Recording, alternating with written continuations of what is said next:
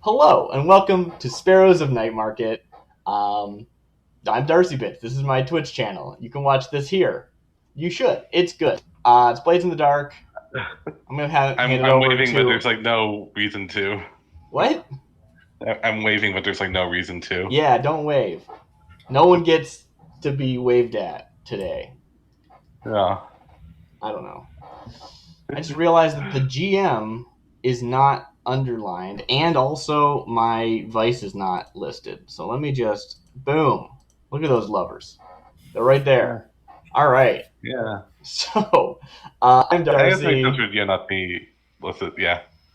and/or DarcyBits. I'm playing Ramira the Hound, who is a Severosi, who was a railjack before getting sort of dumped in Doskvol, and here she is. Who are you playing, Simon? And who are you? Hi, I'm Simon. I'm playing Brent Scora, a Skovlin spider. I also happens to be a dock worker. Former dock worker? Current dock worker? I don't know. You might still be working in the docks. That'd be interesting. Yeah. I'd Seems like believe it'd be that. hard. It seems like it'd be a hard job to like when you're moonlighting doing something else. Or I feel like the. I don't know. Maybe he's just like that good, but Maybe it he's might be it. just that good. Yeah, but feel like like I don't know, like after a hard day working at docks, like I don't know if would want to do spider things. Sometimes if you want to do the I have a day job, you take the obligation vice, which always feels Yeah. weird to me. It's like, isn't that just more Oh, stress? But I don't know. yeah. You'd think so. You'd think so. Is this the right Yeah. one? Yeah, this is the right one. Well, it depends. If it's like or I guess it's different if it's like obligation because you gotta feed your family or whatever. Like Yeah. eh. Sorry, I'm changing your like color. I don't like it right now. Maybe the saturation's Oh. too high. Whose color? My color? Yeah, yours. Oh, what the? Oh, I see the problem. I inverted the color, so making it brighter is making it darker. There we My go. mistake. My mistake. Yes. Oh. All Ooh, right. I like that. I like that color. That's two is too light. We're not Oh. doing it. Okay.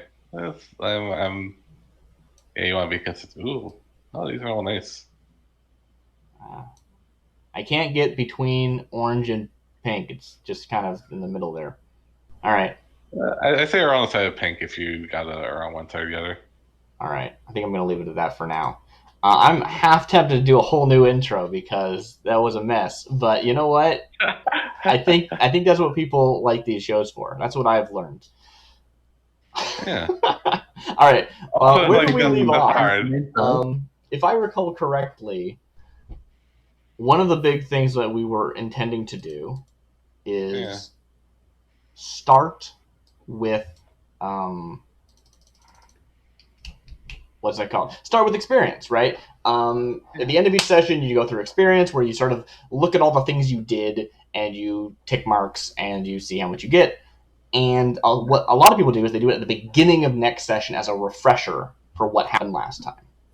Nice. Yeah, I'm down for that. So that sounds great to me. So everyone get your character sheets and see what they say. Okay. Well, everyone except me. So just you and Simon.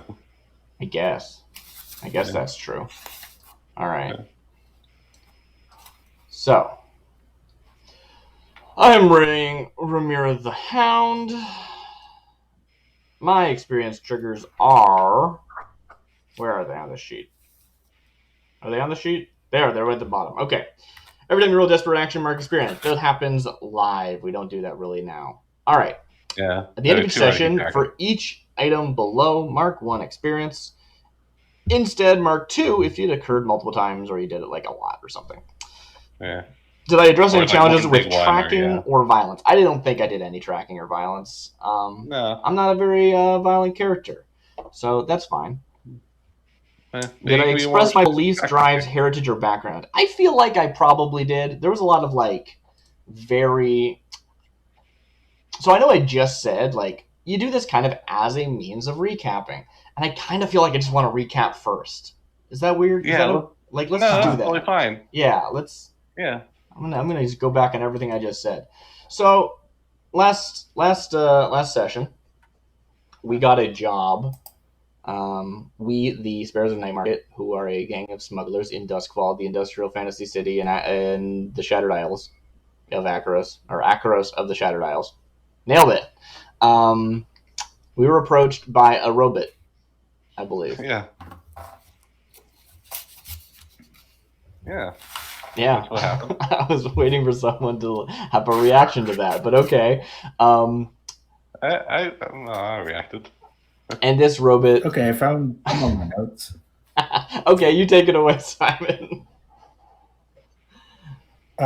So what we were... One of the things that came across is that our client, Riven was... No, not Riven. That's a different... Nova, turns out, is made of porcelain and is powered by ectoplasm. He's a robot. After a while, that needs to be renewed, recharged. Yeah. Well, something like that. Yes. To back up a little bit, Nova, I believe it was, right? Approached us as a means of getting out of the city.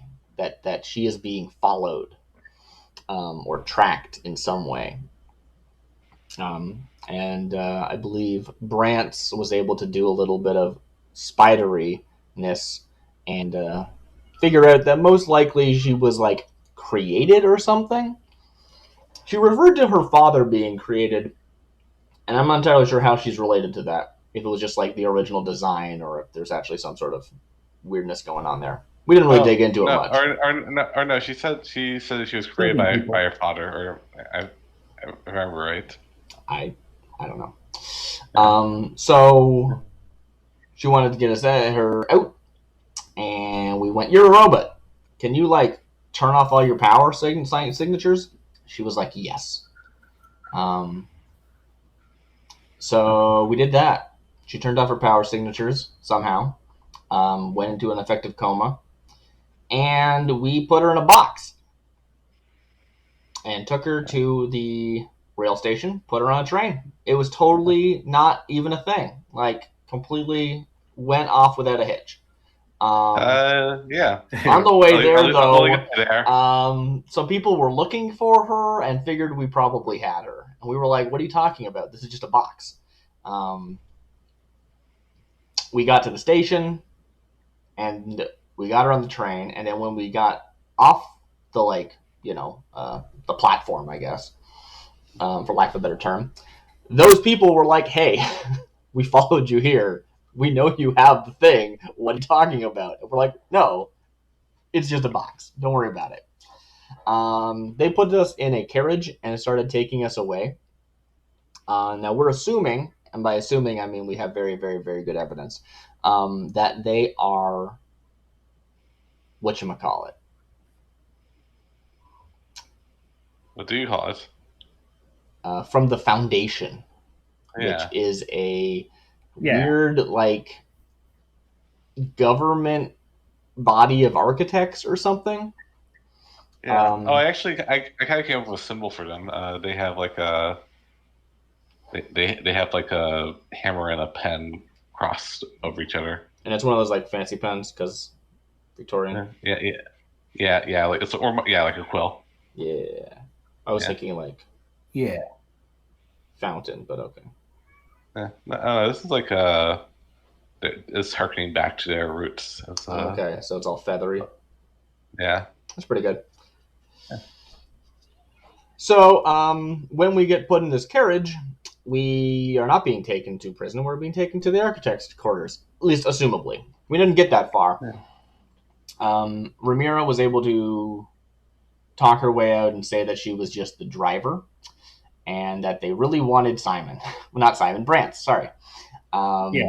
Which led to a little bit of tension in the air as she bailed on Brantz. And then Brantz was able to talk his way out by pinning it, again, being basically like, no, you don't want me, I'm the small fry, you want the person who hired me, which was Lord Scurlock. Lord Scurlock being a notable name in the setting as being this sort of ridiculous aristocrat who is what's the term?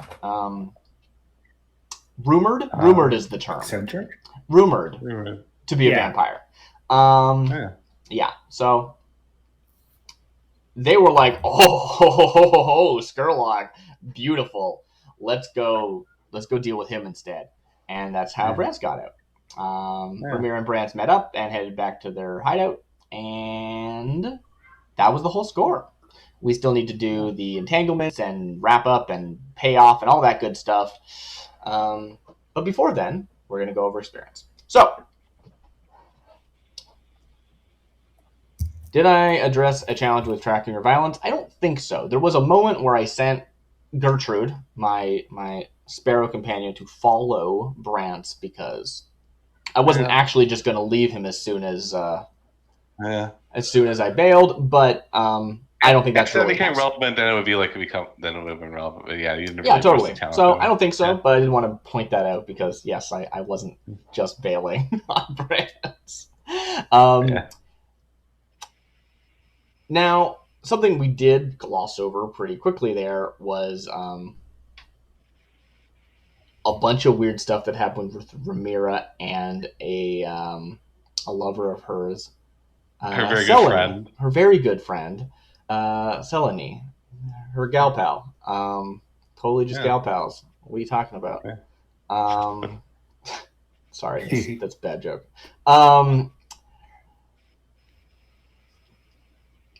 And so there was a lot of back and forth about seeing if Selene would help out, and the end result was no, but also like kind of no hard feelings, I think. Yeah.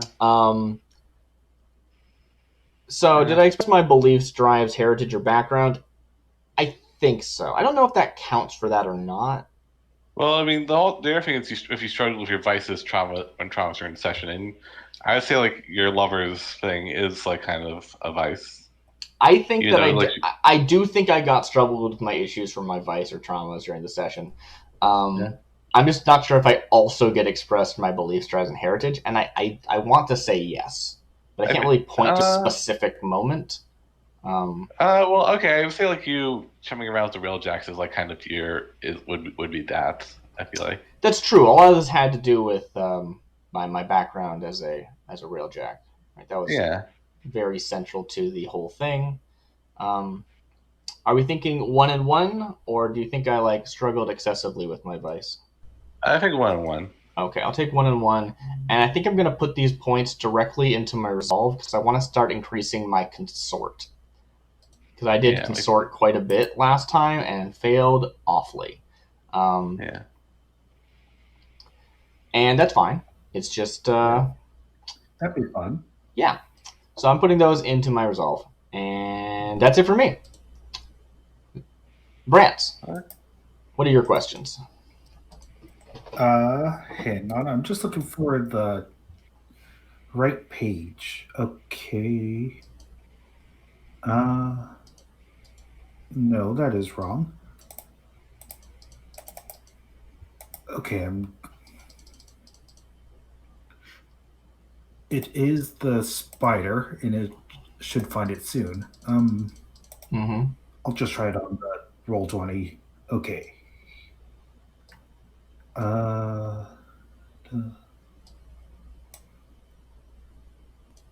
Okay. I gain experience every time I roll a desperate action. If I adjust your challenge calculation or conspiracy, you express your beliefs, drives, heritage, or background. And if I struggle with issues from your vice or traumas during the session. Okay, so let's do them one at a time. Your specific playbook one is planning or conspiracy. I think you definitely did that at least once. Like you had the plan, really. And it's one of those weird triggers that feels very broad, because I would say like you had multiple roles specifically connected to your to the plan. So like planning, I don't know, I I would levy for 2 personally. Does he get 2 experience for the playbook difficult one, or all of them can have 2. Every source of experience except for rolling a desperate action. I see. You get 1 if you did it, and 2 if you did it a bunch. In that case, I would say you get 2 from there. Cool. Right. I actually, not to mention, I think you also get 2 from struggling with your vice and trauma, Ramira. Me? Well, thank you. Yeah, because it's like a whole plot point. I don't know. Yeah. I thought it was a whole thing. Yeah, and it's like a whole. I mean, like you mentioned, like consorting. Well, I guess that's like different, but it's like, yeah. I don't know. That's what I was levying for. It had like a direct effect with like on like the mission, like a kind of big way. Like it could have gone so much easier if like It pleases me that you feel that way, because that is what I was trying to levy for. So I will gladly take that experience. Nice. Hooray! But yes, Brant, I think you should get 2 for your dealing with overcoming problems, or whatever it's addressing a challenge. That's what it is with your planning and conspiracy. Personally, if you agree with that, then you should take those points. If you don't agree with that, you shouldn't. Very much the system does try and put things like towards the player, but it really should also be group consensus. So. Other than that, expressing your beliefs drives heritage or background. Let me think. I imagine that Brant has like important drives that haven't been put into words yet, which makes it a little bit difficult. You definitely displayed your background in as much that we met Riven. Right? Yeah. Riven was the contact that Brant went to get more information about Nova. And in that scene, we also learned about how Brant really got into this smuggling business through her. Yeah. So I think that's an important point. I would say, like I would totally agree. All right, I'll take that 1. Nice. Okay. Oh, you seem to. I might miss something, but you seem to have full resolve. Full filter resolve meter. Yes, and I'll apply that as soon as we go through all this. Cool. So I mean, like the last month, like you struggled with your vice and traumas, which is your vice is drink. Yeah. And as scooper, I guess is like the technical thing, and I don't think you really had that issue. Now that said, in the first like actual session, you did like let some stuff out, which may come back to bite you. And I just realized. And when that. Oh, sorry. What you say? I noticed the XP ticker from the last game, so I added one experience retroactively from that first session. Okay. Yeah, I was about to say like. I was gonna say like I say like that would come to be like a thing that happens. You get that experience when that comes to pass, but like right now you haven't. Though. That sounds right to me. Yeah, totally. Yeah. The results of your vice coming back to haunt you, that's totally a struggling with it. Yeah. Yeah. But until they do. Yeah. So do you say you already marked that XP for that because from the first one. Yeah. Not where we left off. Okay. So yeah, I think that's all the XP.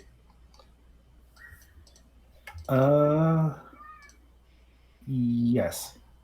Okay, yeah. So now you get to pick your dot which to fill in, right? Okay. So it's through the resolve, and that means it's either attune, command, consort, or sway. And I'm thinking it'd be a good start to put it into attune. So I'm going to do that, and I'm going to clear the resolve thing. So I now have 1 dot in a tune. Ooh, nice. That's fun. Yeah. That seems like a good skill to have. Also, yeah, you're really good at resisting resolves stuff. Yeah, totally. So, yeah. The next thing we do is that I believe this happens at the end of each session. It might be based on score. If it's either way, we're going to be doing it now because the score just finished. The crew itself gets experience. So our crew are smugglers, and the experience triggers for smugglers are at the end of each session. So it does say. And is that in screen? It's not really. I'm going to move this up slightly. Cool. Execute a successful smuggling or acquire new clients or contraband sources. Definitely on the first one, yeah. So we executed a successful smuggling operation. Can I actually add the word operation here? Because that is just weird to me. There we go. Did we acquire new clients or contraband sources? No, I don't think we did. We did sort of develop a new contact, but they're not a source or a client. Not an ongoing client at least. Yeah. So 1 for executing a smuggling operation. Did we contend with challenges above our station? Heck yeah, we did. Yeah, totally. Heck yeah, we did. I want 2 for it. I would give you 2 for that. Okay, cool. The Foundation are, I mean, they're like the Illuminati, basically. So right. That makes sense. They're Masons. I got you. Okay, yeah. Yeah. Right. Bolster your crew's reputation or develop a new one. Again, it's one of those weird questions of how you develop heat for any score, and therefore people know about it in at least some sense, which makes me think okay, well, who? Because if I just think about the score itself, I feel like nobody really that was important heard about this. Well, yeah. Well, people know that you were involved. So they don't know the Sparrows were involved. I guess it's the thing. They don't know you're necessarily a gang. Right. Well, the idea is this. I think the idea is more does the underworld know that we are doing jobs and being important? And probably because we're getting rep for this. We will get reputation for the job. That's a mechanic. Yeah. Now you could argue that we didn't do it until this session. If you want to roll that through, and I'd be okay with that. When I say bolster your crew's reputation, I'm gaining points of reputation is not the same thing as bolstering your crew's reputation. But the point is, it feels weird to be we totally did this stuff, but I don't feel like there was any important factions that noticed except for Skurlock being mad at us. You know what I mean? Yeah. Well, okay. That's the kind of thing. Because people, it's like a web of webs. People are watching Skurlock, people are watching the Foundation. They're watching what they're doing, and those people now know your names, or at least know your names better. Sure. So I say yeah. You also and also you got 1 over on them. You want one experience for bolstering our reputation? Yeah, one XP. It wasn't a whole thing, but yeah. Now, this is the one I've been excited for all week. Express your goals, drives, inner conflict, or essential nature of the crew. Ooh. I feel like we were all over that one last week. Yeah. Everything was about us being kind of dysfunctional, honestly.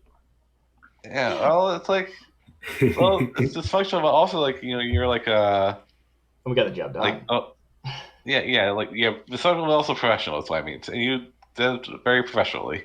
We did. We respected our professional stuff, but also there was a whole bunch of stuff about Ramira and Brant having this kind of weird moment of I'm bailing on you, and then I was still there following. There was stuff about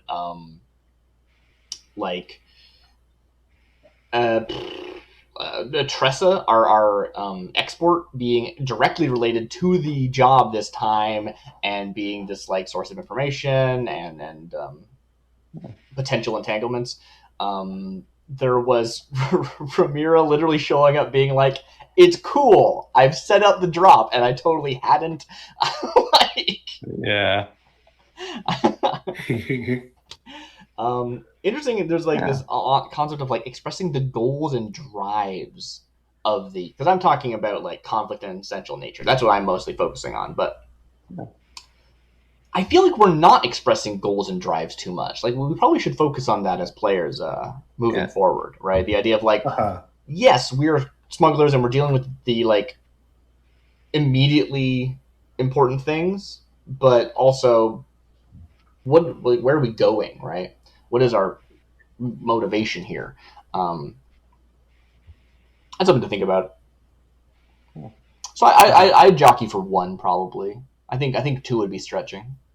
Yeah, say 1, and like and now you kind of have like an idea, like because I think we haven't really done this like a whole lot, so now you have like an idea of like what, like what to go for in like your play, which is totally.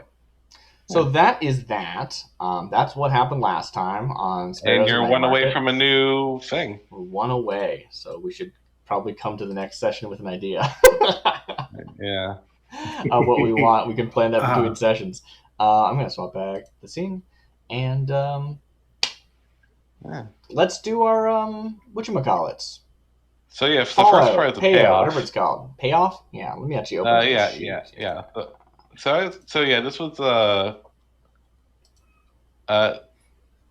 so your last one was like kind of the 4 clients was kind of special because it was like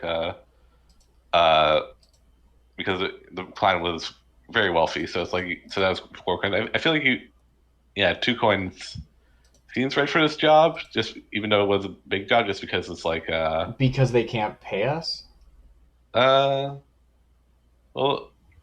they can't pay, but it's like kind of okay, yeah, it definitely wasn't minor. So this wasn't a minor job, but I think that it is reasonable to say they were more useful as like information and stuff, and they're going to be a contact moving forward, right? Yeah. I think we get 2 coin and we get a new contact on our crew sheet. Yeah, totally. So you have your new content and stuff, and also it's like, if you ever want to, sometime later when the heat's died down, you might even want to call her back because she is like, I don't know, she's like muscle or like or. Cool. I've added Nova the Hull to our contacts on our Sparrows of Nightmarket sheet. Yeah. And I'm going to add 2 coin for the job. Yeah, nice. I spent a coin on that job. Yeah, we made 1 coin and a good friend. Yeah. All right, let's get some rep for this. We're gonna get like so much rep. All right, you do rep first actually before coin, apparently, according to this. Oh really? Crew earns 2 rep per score by default. Boom. If the target score is higher tier, get +1 per tier higher. That's +4. We have 6 rep.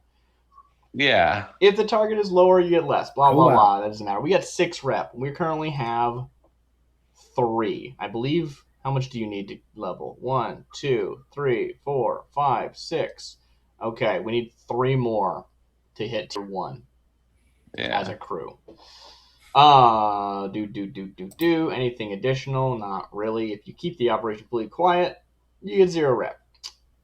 We get our coin based on the nature of the operation and or any loot they seized. Yeah, it is one of those weird things. I think that we need to respect the fiction and say they can't pay us for a coin. Unless they like were able to be like, because what we were promised was like they were gonna like. That's kind of an idea. Is this a source of contraband? What do you say? No, I think it was like a thing of when you got basically as we discussed, like she sent a telegram with she sent a telegram with like a with like a strong box or not strong, like a lock box where to find. Mm-hmm.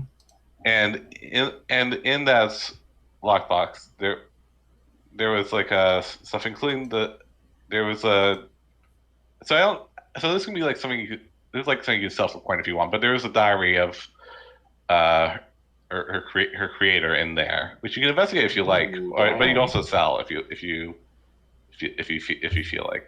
Cool. Yeah. That's nice. Excellent. So that's like, let's call that a temporary item that if we sell is gone. And so I'm going to add that. Where do I add this? And isn't that note there's, and actually there's like another saying like if you're reading this, then the job was completed, and I'm eternally grateful. I'm including these personal effects here, and there's like a bunch of like other like stuff there besides the diary. Okay, I've added Nova's journal as a crew upgrade. I'm gonna just record it that way. Yeah.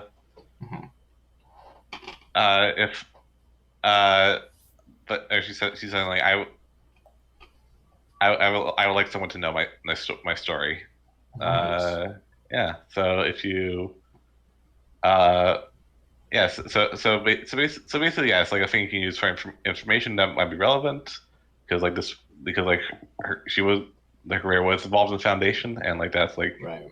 So or you can like just sell it. Is it a long-term project to sell, or can we just say we do that? Because we're not hawkers, right? So yeah, it's the kind of thing of like, it would be a thing to find the right buyer. So I would say that's like a 4-pip. Cool. Like a minor long-term project that potentially could be done in a single action. Yeah. Cool. I'm into it. That's great. Awesome. Nice. I think that works well. And or I guess I mean, it's doesn't disintegrate when you read it, so like you also do both. But like I think like gain like information out of it would also be a 4-pip long-term project. So it's like like time is like a thing. Yeah. There is a note here in the payoff section that we haven't talked about. Most districts have crime bosses that expect smaller crews to pay a tithe from their scores. Ask the GM if there's a boss that you should be paying. Subtract coin equal to your crew tier +1 when you pay a tithe to a boss or larger organization. So I don't know where, I know who the big, not like in our area of expertise, right? Well, it's like arcane the weirdness are like the other big a thing in night market. Pardon? The wraiths are like the other big thing in night markets. And not a big thing, but like they're like the wraiths, yeah. Okay. Which if you so you're the book, they're basically like cat burglars. Right, but who's the smuggling big deals? What do you say? Are there any big deal smugglers that we need to know about? Well, the fog I forget what they're called. Foghounds. Foghounds, yeah. They're tier 1. They're barely bigger than us. Yeah, which I don't think they are bigger. But yeah, I think since you're tier 0, they don't really care about you, or they don't see a way to exploit you. I think it doesn't say it explicitly, but it feels very much like this is the kind of thing where how do you put that? It's like you do a job and you step on some toes.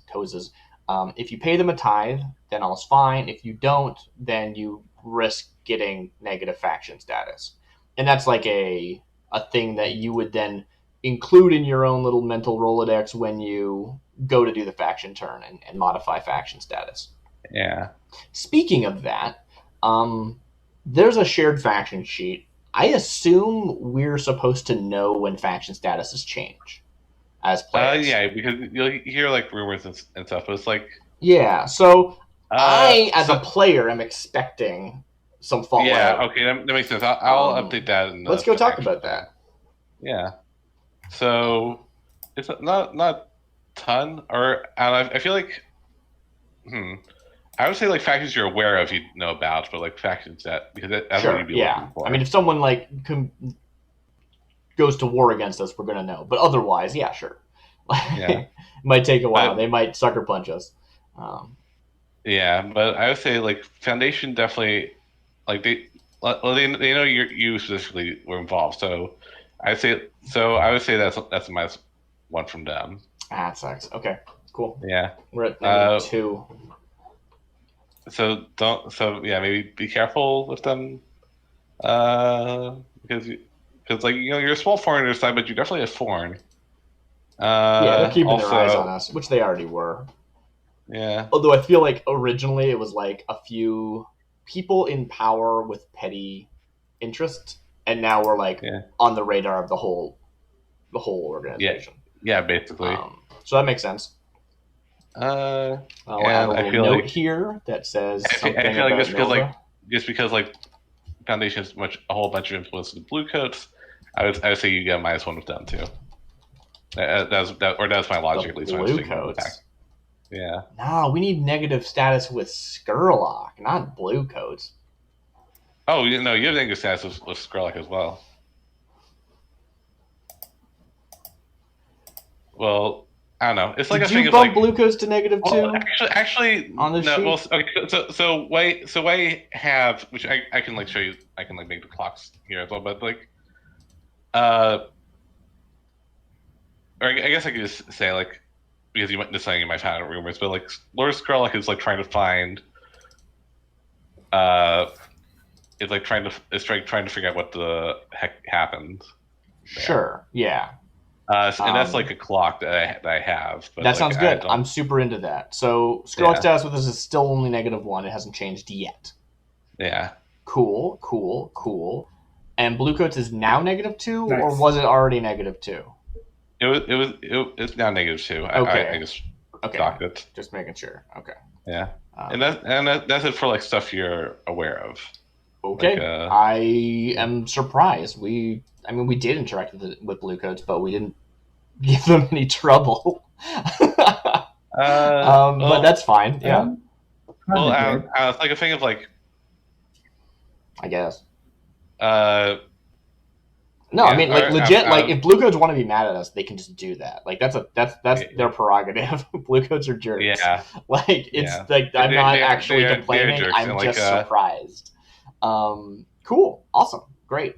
Thumbs up. Yeah, I say like I don't know if. Yeah, I guess it's something for knowing. It's like because like you, it's because like you shift out contraband and like the Foundation's like kind of pushing them on this. Oh, that makes sense. Yeah. Yeah. They need to preserve that relationship, so therefore they have to. Yeah. Redirect that to us. All right, so there's one more thing to do with payoff, which is the bad part of payoff, which is heat. Yeah. So, Doskvol is a city of prying eyes, blah, blah, blah, blah, blah. To reflect this, your crew acquires heat as they commit crimes. After a score or conflict with an opponent, your crew takes heat according to the nature of the operation. 0 heat if it went smooth and quiet with low exposure. 2 heat if it was contained with standard exposure. 4 if it was loud and chaotic. 6 if it was wild. Yeah, I'd say it's 2. I was going to ask if either of you had a pitch before I threw my hat in, but I was also going to say 2. Yeah. Yeah, same here. All right, add +1 heat for a high-profile or well-connected target. So I think we take +1 heat. Add +1 heat if it happened on hostile turf. It didn't. Add heat if they were at war. Add 2 if there was killing. So we should take 3 heat. Yeah, you all agreed on that? All right. Yeah. So 3 heat on the sheet. Where do I put heat on this? Thank you. Yeah. Oh, I accidentally somehow swapped this to a crew. All right.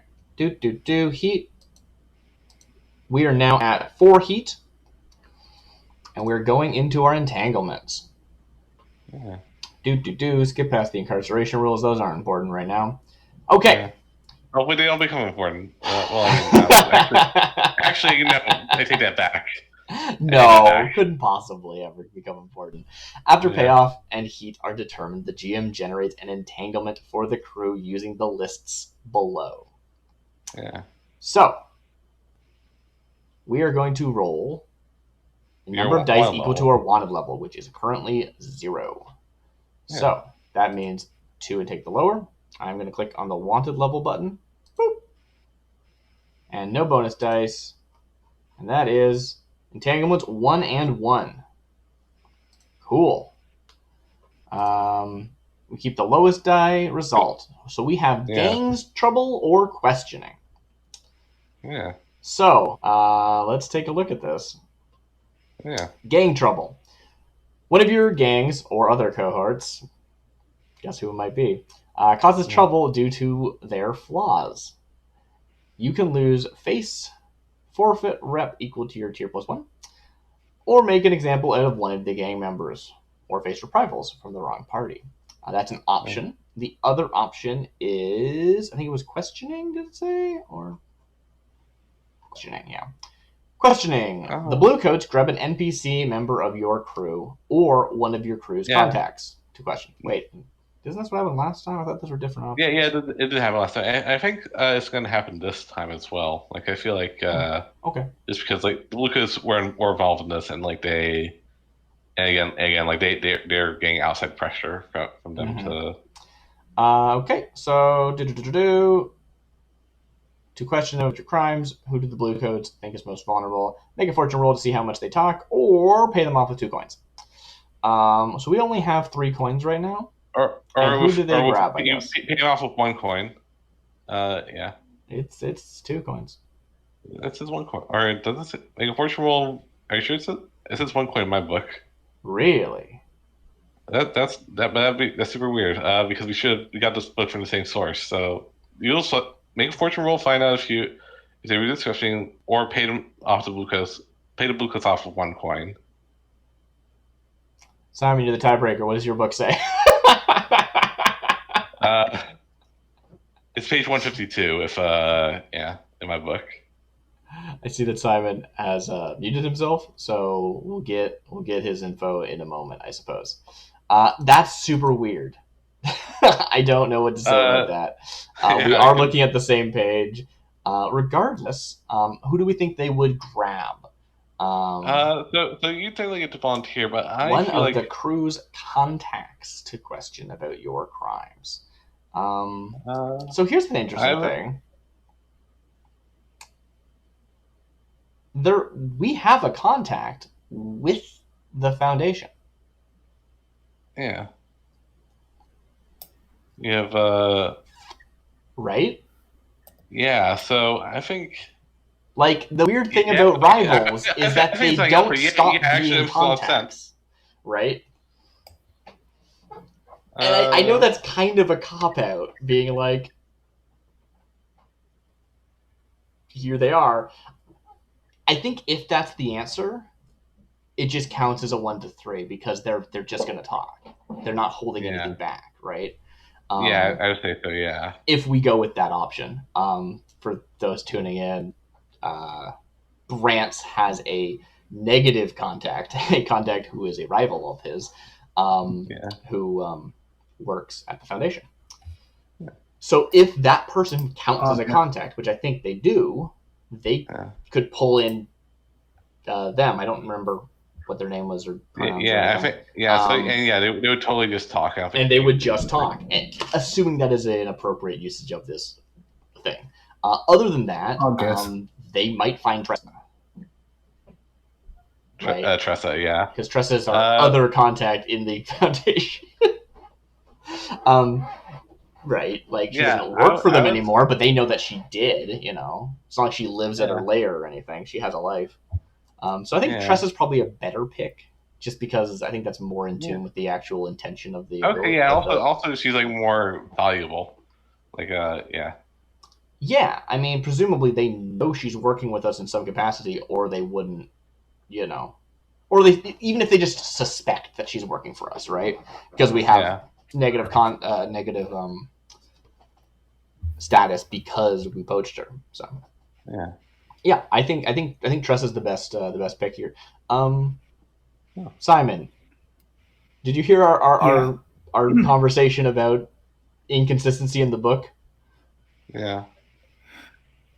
No, I had to step out for a sec. Okay, cool. We need you to get your book and break a tie. On page 152. We were looking at the questioning entanglement. My book says you can pay off the Bluecoats with 2 coin, and B says pay the Bluecoats off with 1 coin. 162? 152. Yeah, that's right. 52. That makes a lot more sense. It's under section the usual suspects. No, it's under the section questioning. Maybe we were looking at different things. Oh, I think we. There is anything that says questioning, and oh, I know there is. Yeah, so the usual suspects is 1 coin, but we didn't do usual suspects because we're at the second level of heat. Oh. So we rolled either gang trouble or questioning, not either gang trouble or usual suspects. So it's 2 coins. So, okay, that explains it. Yeah. Right, usual suspects is just. Yeah. Okay, because right. It's slightly different. Usual, yeah. It's very similar though, right? Yeah. So yeah, that's what I thought you were talking about, but yeah. So they don't get the crap beat out of them, though. That's nice. Yeah. If we see if they talk, but oof, that's gonna be a lot though. Like we just straight up made no money on that, which is fine because we made other like stuff potentially. Yeah. You profited just on coin. Yeah. Yeah. Or maybe coin. Yeah. Maybe. So I think that's what happens, right? It's like sometime during the next week, Tressa in her like normal life, gets pulled in for questioning. And the question becomes... make 2 clocks for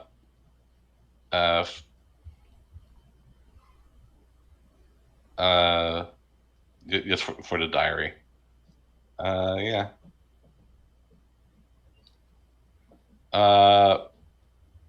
Sorry. Yeah, and these are empty for now. But yeah. They're like open projects you can have. The question I'm thinking is, how do we hear about this in time to pay them off? Well, she comes to work daily. Like she has like another bureaucrat job, but she right. Well, I'm almost thinking show up every day. I'm almost or every thinking, work day at least. Like she's independent.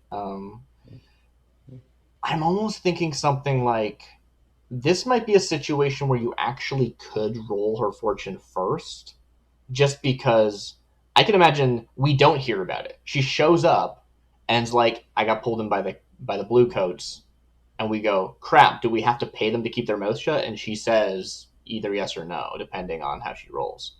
I would love to see how well she holds herself under pressure, because we need to trust her to be able to do that kind of stuff, right? Yeah. We can't always pay off people. Like, if we can't trust her to keep her mouth shut, we don't want her anyway, right? So, like, I think that we should let her roll. Okay.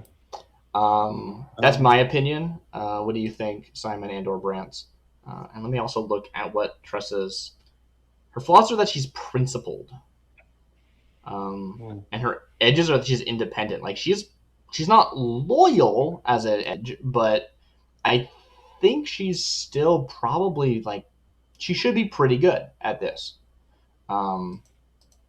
So I want to trust her to hold up to interrogation, which is the next level. Actually, this is questioning. So let's make a fortune roll. It's like I imagine it's just 1 die. What do you think? What do you think, Simon? Also, no, it's 2 dice. Yeah. Oh, really? Yeah, it says roll 2 dice for a normal person to see how well they keep quiet. If they're an experienced underworld type or some kind of tough, give them 3 or 4. She's not. Yeah, she's not. Yeah. If they're soft or have some loyalty to the law, give them 1 die or 0 die. I think that she's the normal person. Yeah. I don't know. She might have some loyalty to the law. She's principled. I mean, that's interesting. Right? She has loyalty to, like... If she's principled and we're doing something... like doing, like, really immoral stuff. Yeah, I mean, if she's principled and we're doing stuff that she's not approving of, then she either doesn't know about it or she would have already left. So anything that she could say about us is... Well, I guess... she knows that she's not allowed to talk. Like, I think that's... It's not like they just picked up one of our friends that we haven't had to talk to. You know what I mean? Yeah, okay, so I would say, like, 2. I think she's normal. I think she's a normal person. Yeah, okay, I can buy that. And if she wasn't a normal person, I think her independent helps her be more normal. But the specific wording is if she's an underworld type or an experienced or some kind of tough. And I'm like, she's not that. I know she isn't that. So make a 2-die fortune roll. All right, where's the fortune roll button on the sheet? Roll fortune. Got it. I got it. Also, I should... Oh, I'm already on the sheet. Nice. Didn't even realize. Notes. Questioning. Submit. Fortune. 4 and a 1. All right, we gained an extra heat. From this. Or you paid them off, right? Yeah. Yeah. So it's 1 heat or paid them off. I think we gain a heat from that. Yeah, makes sense. You get all a coin. So yeah. There might even be a scene there where the next time we meet up with Tressa, she tells us what happened, and we're like, "Yeah, you did good." Yeah. The money we made was the friendships we forged along the way. Nice. Is chat open? People started rolling into chat. Chat disappeared because I have so many things open. Yeah. Nice. Yeah. That's just actually too accurate. Okay, so what am I talking about? We're in downtime. Unless you want to have a scene with Tressa where we talk to her about blueprint stuff. I think that we're good. I think we covered. Yeah, I think we covered what happens. Or I think, it's basically like it's basically a thing of like she came in. She's I gotta tell you, I tried to keep as quiet as I could, but they did pick me up and they know who you are. That's what she got out of the conversation. Yeah, and that sounds way worse than it actually is, but okay. It's not that bad. And like I don't know if it's this scene or some other scene, but as we move into downtime, I have a mini scene with Brant. Ramira has a mini scene with Brant, where she's like, "Oh, that job was close. They were taking you away. They were taking me away. That was a lot."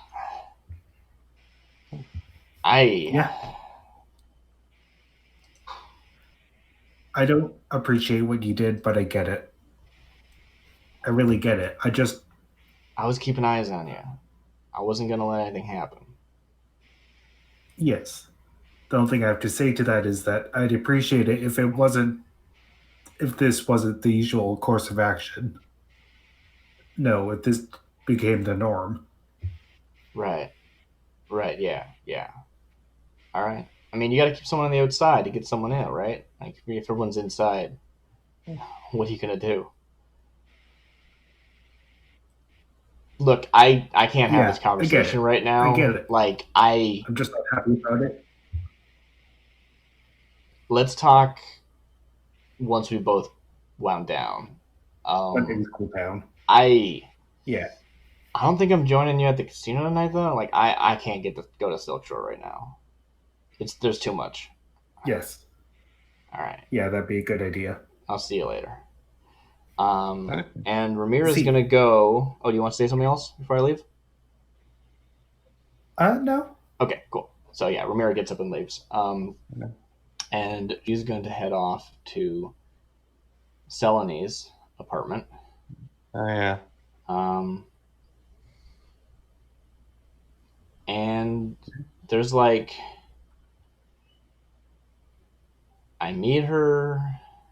And I don't know, maybe we don't get any actual dialogue in the shot. Like there's clearly talking, but it's not. Yeah, it's like a silent scene kind of. Yeah. Yeah, and it probably the volume comes back into the balance with Ramira saying something like, "Let me take you out. I just want to be with you right now."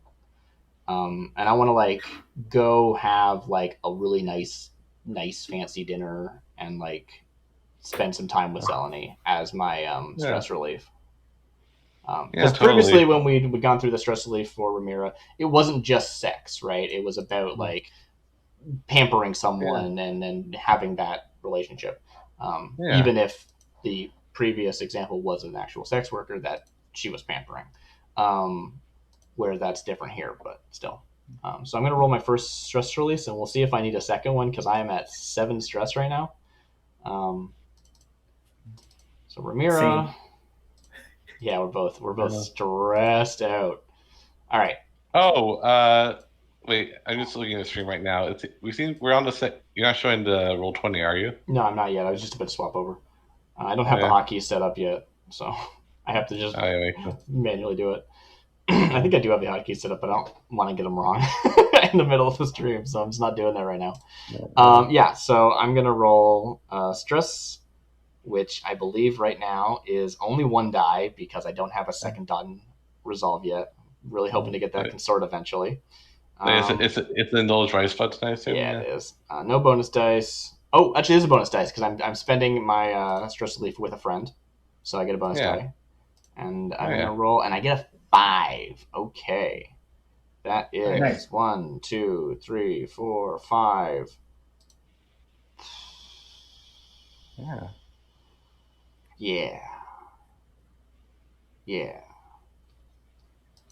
And cool. Let's roll back to Brant and see what he does for his first downtime before I decide what I'm doing with my second. Yeah. But it's good. It's good. Have a good night. Nice. Yeah, you go to a fancy restaurant of a night market, and well, fancy as in what you can afford, not like the most fancy restaurant, but and then you have like a kind of nice it's about the time. Walking on the street, like going through the park, and like it's like very, like, like it's just a good vibe. Yeah, I agree. Yeah.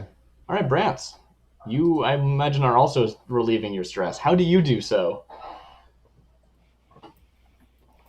I'm gonna spend that. Gonna do that by drinking alone in my presumably a pretty crappy apartment in Charter Hall. No, Car Hollow. Char Hollow? You live in Charter Hall? Char Hollow, I see. Yeah, the cool to the east of Crow's Foot. Yeah, I didn't know you lived there. I don't know if it's come up on stream before or not. No. Cool. Nice. It said it was a cheap place, and I figured that's on brand. Yeah, I think I live in Coleridge, which maybe is a little weird. Maybe I shouldn't live in Coleridge. I don't know. So that would be Indulge Vice? Yeah, you can just hit that button. And if you're drinking alone, so you don't get any bonus dice. Yeah. And I'm just waiting for that to go through. Cool. The internet thing. Yeah. Communicating with the Roll20 services. Someone's paying 3 and 1. Oof, I say. Yeah. All right, you removed 3 stress. You're down to 4? It's kind of. I mean, it is kind of nice, but also like kind of like, I don't know. You just feel kind of sad. Yeah. Yeah. I'm not as stressed, but I'm just depressed now. Great, good. That's helpful. Like, I'm not mad. I'm just disappointed. Yeah, basically. Probably a little bad. Do you know what you want to do with your second downtime? Yes. I'm going to do the same thing again. Cool. You have 4 left, I believe, which means you can overindulge. Something to be aware of. Yes. Cool. Are you just drinking alone some more? You just spend a long time drinking? Oh no. You overindulge. so at least you have no stress. Right? Yeah. But you do have yeah. Okay. This seems to be a running thing going to get a recurring thing, which is fun. Okay. Now I'm just going to look up the thing for there's a list somewhere. I should probably bring that up myself. Yeah. I guess okay. I assume you don't have another character prepared, so that's not an option. But all right, Vice overindulge. Where is that section? You attack trouble.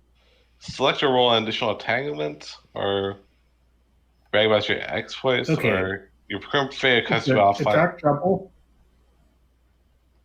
trouble, brag, lost, or tapped.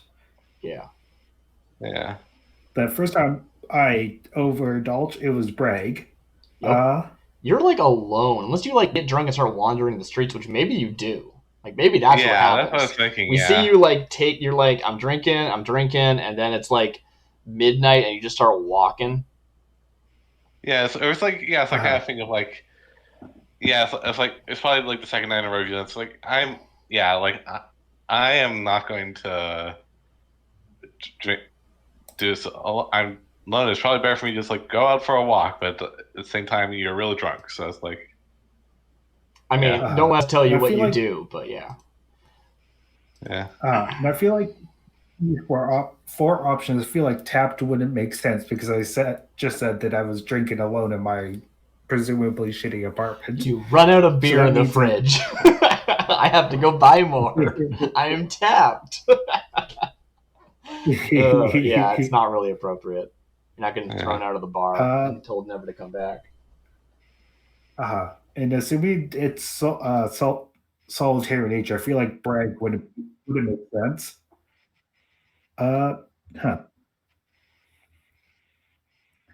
Let's go with lost. Well, lost involves like your character vanishes for a week. Play a different character until this one returns from their bender. Oh, okay, yeah, okay. Let's go with attract trouble in that case. Okay, yeah, so let's roll entanglement. Okay. I'm just looking where to roll that.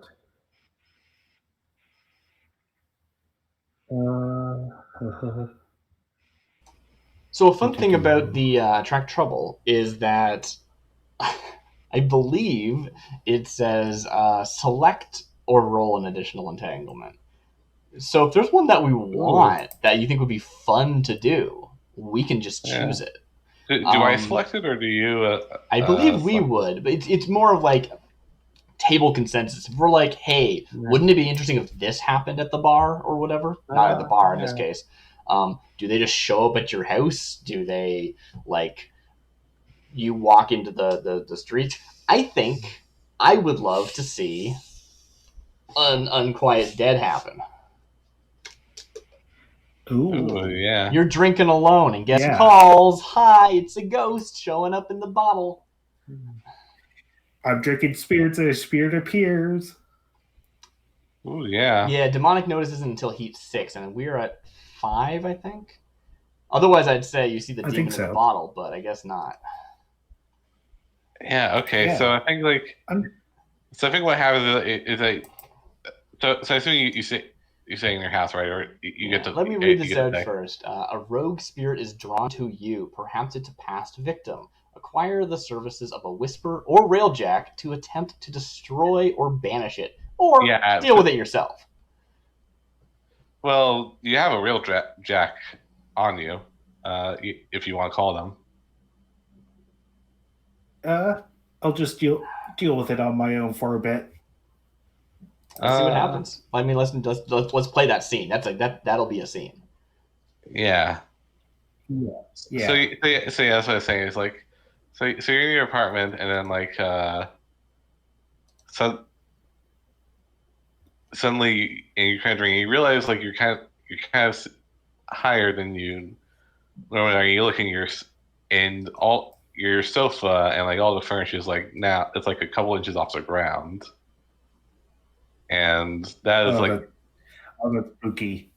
Yeah, and what do you do?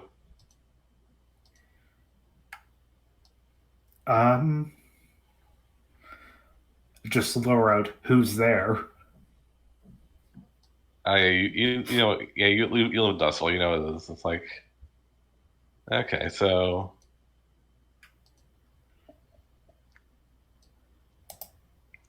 So,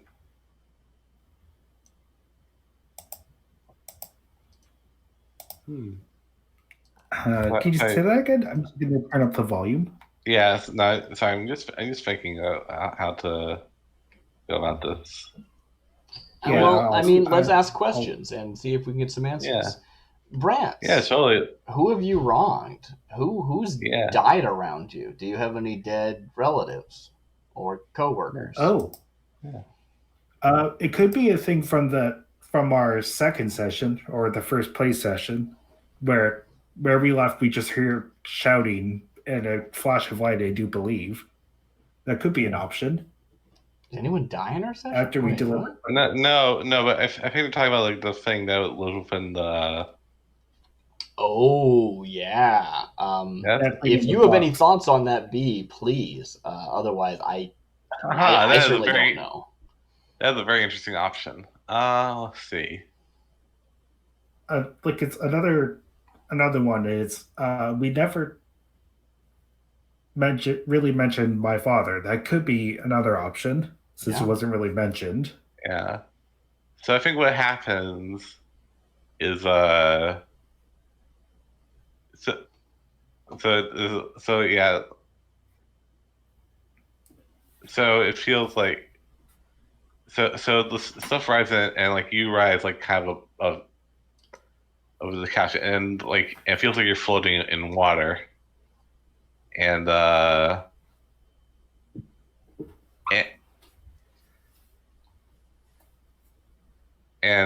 you see like so it is like kind of outside the purview of unquiet dead, but I think that's fine. So ghosts can do lots of stuff. Also, it's a rogue spirit. It could be anything. It could be a zombie. There's no limit what a rogue spirit could mean. It doesn't have to be a ghost. Yeah. Okay. So you see like could be a leviathan. No, that's a demon. That's not a spirit. It cannot be a leviathan. Yes. Yeah, I forgot about that. Yeah, not a leviathan. Not a leviathan. It's a binary option. Not leviathan and not leviathan. Yep. And it's anything in the not leviathan option. Mm-hmm. Well, that's not true. There are demons that are not leviathans. Well, yeah. Yeah, or I don't know. So yeah, I'm pretty sure this is a demon, which... It's not a demon. Oh, okay. Yeah. I mean, if the thing that you're thinking of is a demon, then it's off the table, right? That's all. Yeah. Okay, yeah. So in that case, I do have another idea. Mm-hmm. So... It can also just be a ghost. There are ghosts around. It doesn't have to be like... It doesn't have to have character importance. It's just... Usually you can come up with something because, we're a bunch of terrible people. Yeah. Yeah. So I think what happens is let's rewind a little bit. Yeah. So you're sitting there. So you call out who's there. After that happens, your couch kind of flips over and you're on the ground now. Dang. Yeah. And now everything's like kind of swirling around in like a circle. What do you do? Once again, slow out who's there. What do you want with me? Who's there? I'm drunk. Wow, my room is spinning. Yeah. Whoa. Yeah. Just going to mute us for a second. There's a helicopter flying by. Oh no.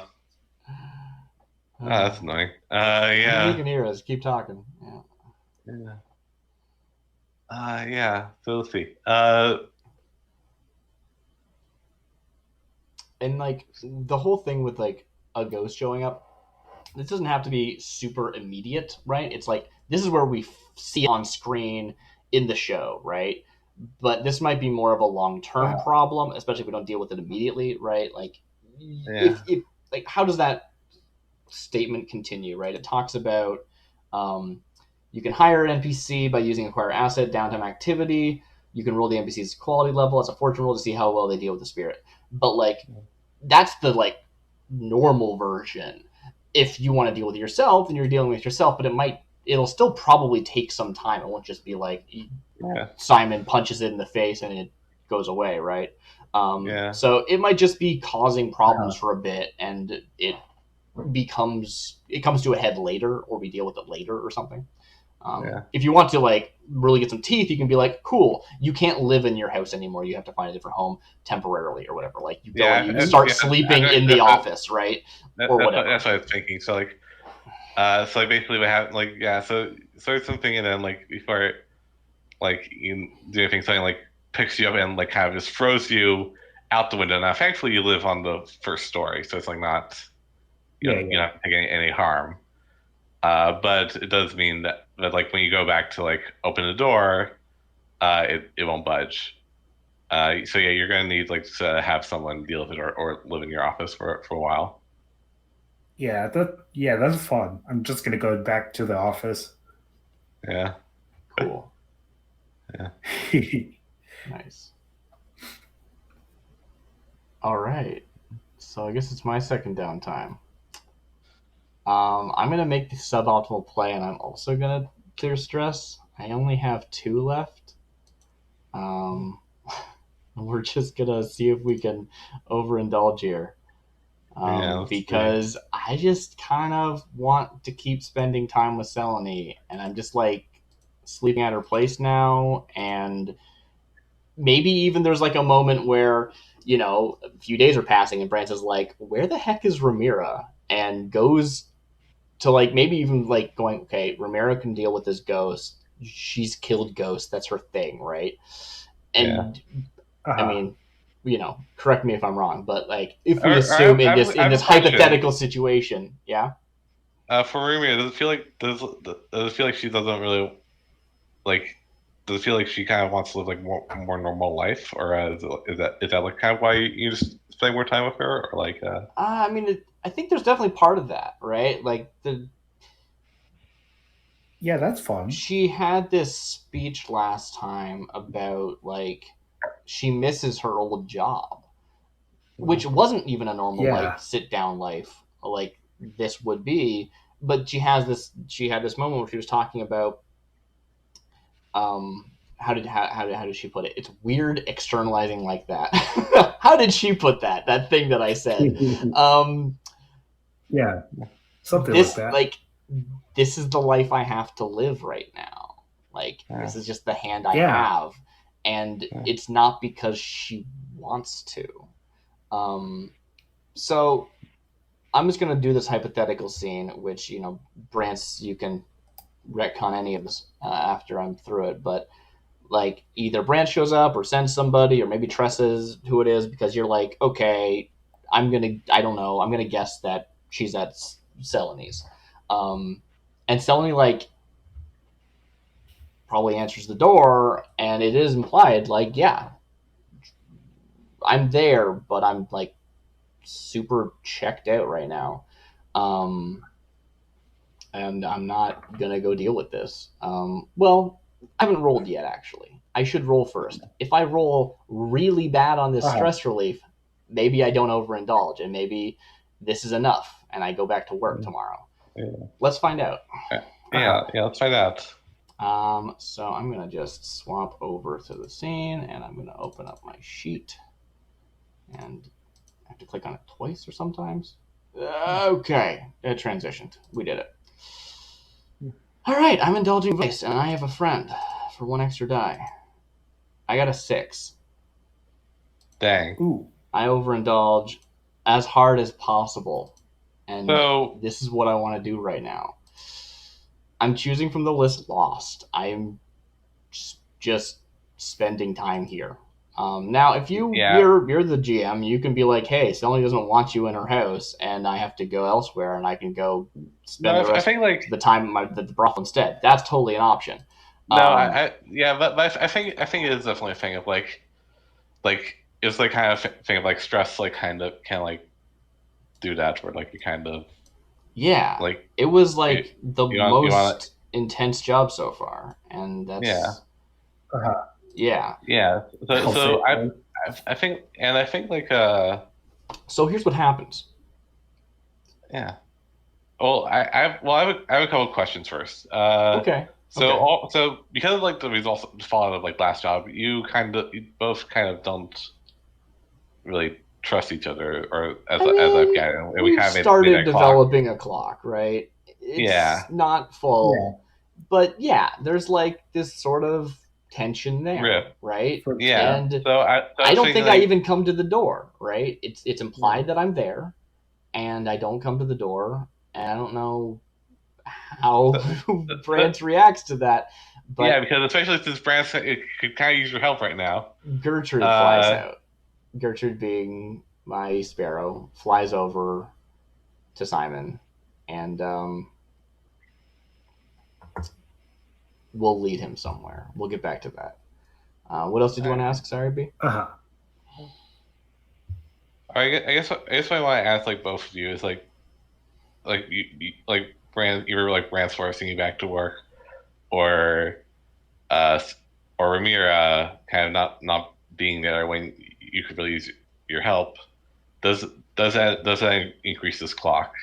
I think that's like kind of a decision for like either one of you, or if both of you. I see what you're saying. I think I'd like that going up. I think that is a natural reaction to what is going on, as opposed to it being a roll, right? That's just time passing, and that's following the fiction, right? Do you agree, Simon? Yeah. Or I mean, like, it's like a thing of like, how's Ramira feel about it? Does she kind of like upset because of Brance trying to push you back into work? I mean, I don't know how much he's pushing, right? I guess maybe might be a scene there where Brance is like, I'm going to go in there and get you. I don't know. Maybe there is. But Gertrude does come out. Yeah. And I don't know how it is conveyed, but they're trying to lead you somewhere. Yeah. All right. So, Brance, you follow? Yep, I follow the bird. Cool. Yeah. So, I don't know how I would... This is not what I was planning at all. This is great. I was going to have... actually, maybe that is what happens instead. You know what? No, I'm going to change that. So, that doesn't happen. Oh. Okay. You go back to the office or whatever. I don't know. It's like the next day when something happens. Feel free to fill in time if there's something you want to do. Or if you want to react to, Ramira blowing him off. Yeah. No, I just seethe. Yeah. And just that kind of thing where just really working on paperwork. Mm-hmm. Yeah. Mm-hmm. In that case, it sounds like this does like boost up like one pip at least. I agree. I agree with that. Yeah. The way I picture it is just like a very clipped kind of thing. Like it's courteous at best. Right. So Ramira's lost in her vice. Ooh. And let me just remove all of her details from here. Oop. Oop. Ooh. Oop. Yeah. Oop. Those are in the wrong order. Oop. Yeah. Oh. And where's the last one? The face. Do. Oop. Yeah. Oh, I'm gone. Whoa. Ooh, new face. Ooh. New face. Well, not yet. Are you playing a face? I mean, I will. Oh, well. Wait, face is in the class, is it? All right, I guess it is. So, is it? The next day, I suppose, or maybe only a few hours later. Couldn't really say. Someone shows up at the office. Yeah, okay. Wow. Look at that face. All right. Yeah. Hold on a second. I gotta be. Oh, yeah. Nice. So there's knocking the door. Someone, opens it up, walks in, and we see this. I hadn't thought about height. It's funny that when I go to describe a character, the first thing I think of is height that I want to mention, and totally, I didn't have an answer for that. Anyway, yeah. what was I saying? Yeah, so you see this person walk in. They're dark-skinned, have like kind of square shoulders, wearing like a black jacket. And Gertrude, the sparrow, is sort of, let's say, flitting around them nearby. Yeah. Something that you notice quite quickly is that poking out from behind their hair, which is they have long hair, which is like tightly braided, going down their back, and poking out from their hair are these ears that I would describe as either like, I feel like there's got to be a broad term for the family, but I don't know what it is, but like either like horse-like or deer-like, like something in that range that they have. Very cool. Yeah. Also, one of their eyes is very clearly glass, or fake of some variety. Maybe it's porcelain. I don't know. But it's clearly not real. It doesn't even have like a fake iris or pupil painted on it. Yeah. It's just a ball in the socket.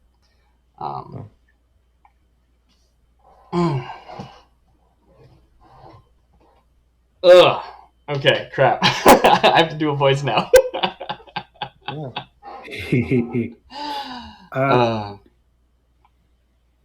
I think you're thinking that ungulate of some sort, having those kind of ears. Ooh, anyways. Ungulate. Yeah, that seems right.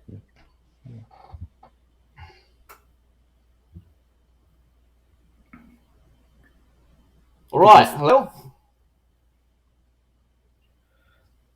Hello. Hey, mate. What can I help you with?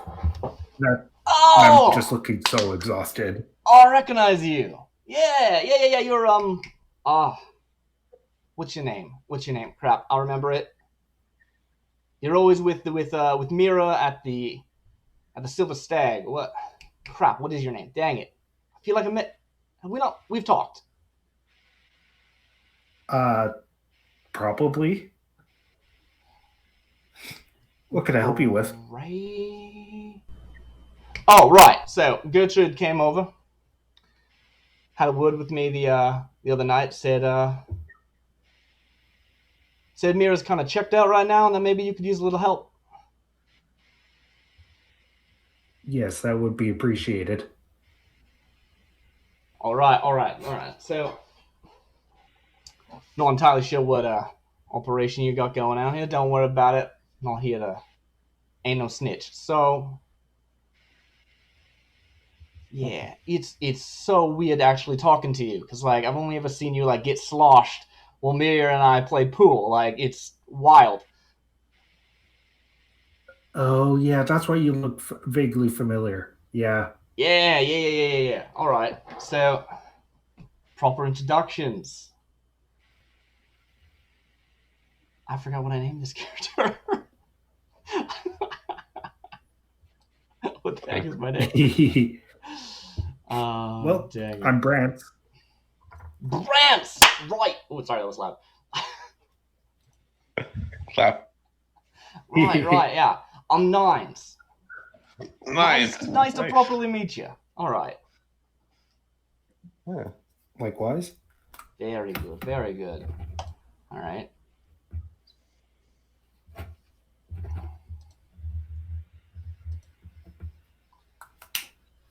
So. Now. Yeah, let's go right ahead. What do you need help with? Oh. Brain fart. Okay. Right, force a habit. Understand, yeah.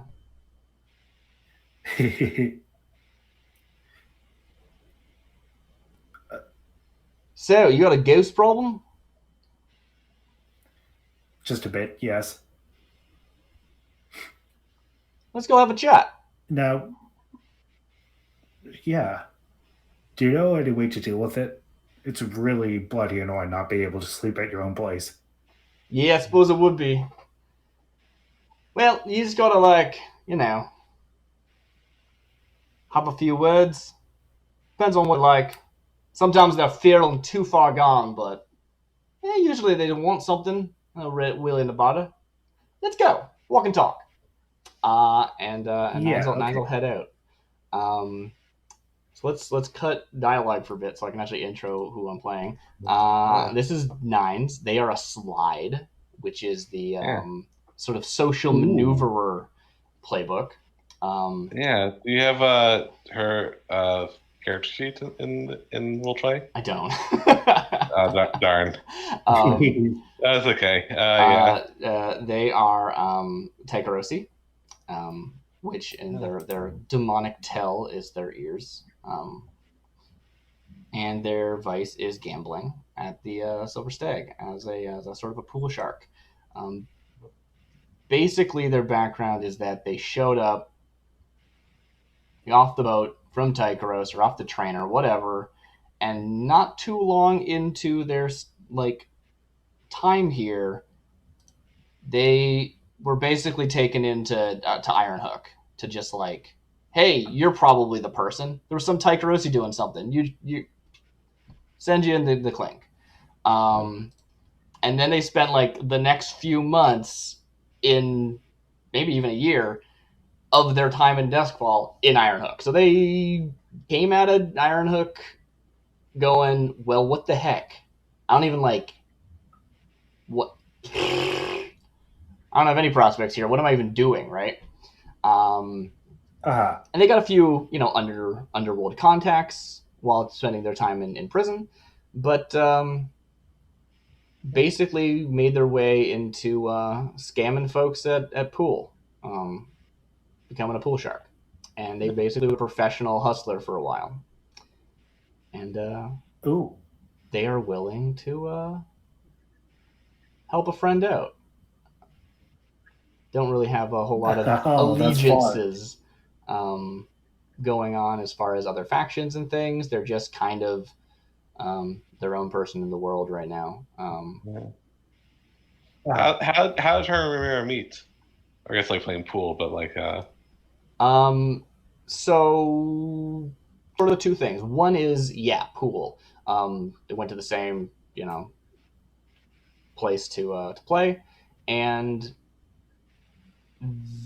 then Nine started talking to Gertrude, and has Gertrude previously established to be talking? Pardon? Has Gertrude previously been established to talk? No. So that was a surprising thing for Ramira specifically. Also probably for Gertrude. Yeah. But Gertrude and Ramira can communicate telepathically effectively due to their spirit connection. But Nines has the special slide ability that allows them to talk to spirits in a way that other people can't. Everyone can try and talk to a spirit, but it's just usually not going to work. Oh, is it Ghost Voice? It's Ghost Voice. So that's the starting move I took for Nines.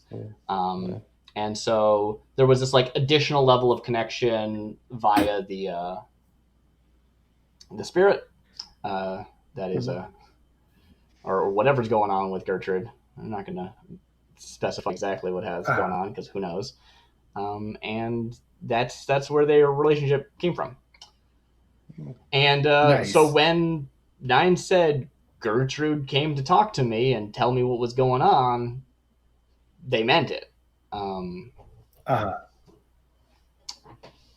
now we're heading off to Brance's place to have a word with the ghost. So I have a quick question. Totally. Is there any particular pronouns I should be using when addressing them? Yeah, they identify as they, them. All right, cool. That is definitely true. Okay. New character. I'll do my best to try to keep that up. Great. Love it.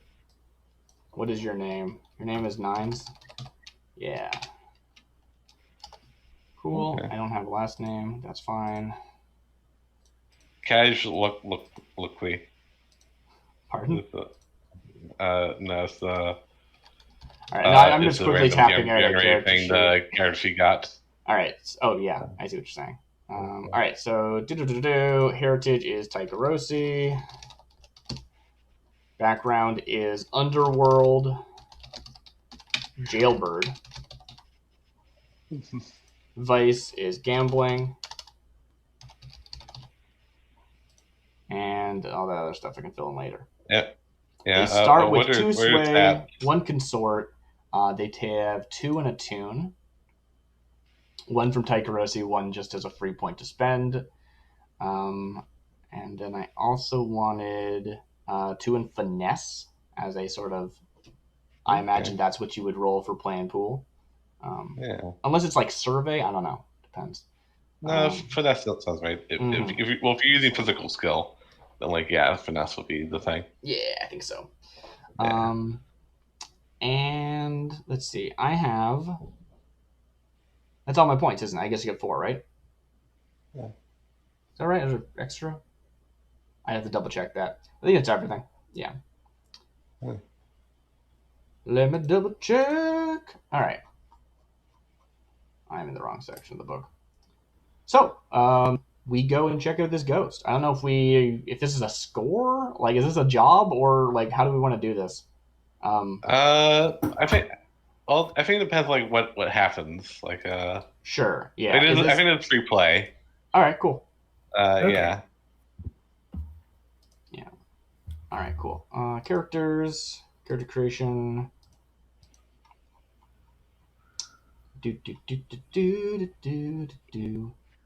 You get 4 action dots, 1 anywhere based on your heritage, 1 anywhere based on your background, and then 2 more. Okay, so yes, 2 finesse, 2 attune, and then their starting stats of 2 sway and a consort. Yeah. Cool. Nice. Awesome. Maybe that's wrong. I'm gonna take 1 out of finesse and put 1 into consort. Because I think that their background as a jailbird actually gave them consort. It didn't give them finesse. Yeah, that makes sense. Yeah. So kind of. Yeah, that makes sense. Yeah. Cool. All right. Because they developed a lot of contacts. All right. Cool. I know we're like I'm stepping on your toes now, which is not great, but whatever. Ghost voice. You know the secret method to interact with a ghost or a demon as if it were a normal human, regardless of how wild or feral it is. You gain potency when communicating with the supernatural. So, let's go. Yeah. All right. All right. So, what can you tell me about this spirit? Is it ghost? Didn't really get any details. Chatting as we walk. I can't quite say. Everything was literally and figuratively swimming. Right. All right. I had a bit to drink that night, and then everything in my apartment just started floating. Then I did, and then I was fucking thrown out of the window. Oh dang! Right. That's. And I just didn't want to deal with it. Hey, fair enough. Can't blame you for that. Oh, do you have your I guess I don't know if you fill in or not, but your friends? Oh yes, my friends. Who is the closest with me? I was thinking I might take Harker, the jailbird, which is someone I actually met in jail. Yeah, I think that's the one. Yeah. So and we did time together. Got out of bed at the same time. And I think we're gonna go with Nerix because that's the most fun friend on the list for reasons. So I should probably read these out. My sly friends are Brill, a drug dealer, Bazobaz, a gang leader, Clyra, a tavern owner, Nerix, a prostitute, or Harker, a jailbird. So I'm taking. What did you do to piss off Nerix, though? Ghost stuff. I really thought it could be fun, but yeah. Yeah. I think we'll get into more later, but it's ghost stuff. Let's just say ghost stuff for now, and then I'll wink broadly at you. Ooh. Wink at camera. That's for everyone who's read the Whisper playbook and knows what I'm talking about. All right. Yeah. All right. Cool. Anything else before we do this? No, nothing at all. So yeah, you're all set. You're all set a place. What do you do? Cool. Yeah. So I'm gonna first just try and go in and see if it's like open and I can go talk to it personally. Otherwise, I have to yell at it. No. Still. Still locked. Yeah. Cool. Yeah. All right. It just looks like it's locked here for the moment. Try your keys yet, or are they stuck inside? Since you got thrown at the window. It wasn't locked when I was thrown out. Yeah. Sometimes they just lock the place. You try that. I'll see if I can get their attention. All right. What do you do? First I'm going to attune to see if I can like hone in on the essence of the spirit and like basically like just straight up detect it, right? Like turn on that ghost vision and see if we can see any ghosts. Yeah. So yeah, like See ghosts. Oops, turn that over. Okay. Yeah. Well, okay. I can roll a tune. Yeah, you roll a tune. Yeah. All right. Cool. What is my position? My position is normal, risky. Cool. Sorry. All right. Great. Normal effect. Yeah. Standard effect. Beautiful. I am just trying to detect it. I am not communicating, so I don't have potency yet.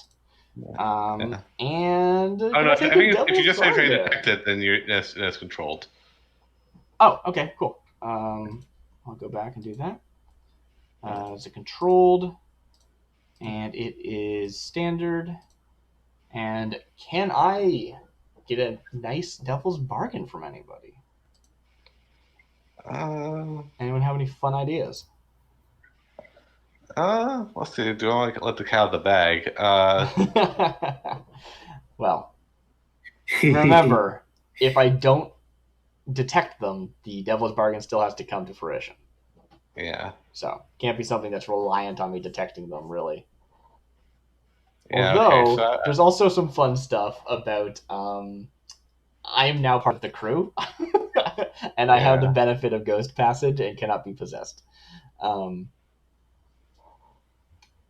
And like probably in the shot of the show, we see like Gertrude like flitting around my head, and yeah. And also, I haven't changed my face on this layout. Let me change that. Boop boop. Okay, and change my name. Where the heck is my name? Boop boop. There we go. Oh, that's not the right name either. Change that. Nines. Beautiful. All right, cool. We did the thing. So, no devil's bargain? I would say it's a thing of. Hold on a sec. Do you have one, Simon, as well? Don't forget that you are totally encouraged to come up with stuff. Yeah. I can't think of anything at the moment. Cool. Totally legit. Just figured I'd give you the option. And of course, I'm also encouraged to come up with stuff. This is a ghost thing. I'm trying to detect ghosts. I'm opening my mind to the ghost field. I might not see it, but it certainly sees me.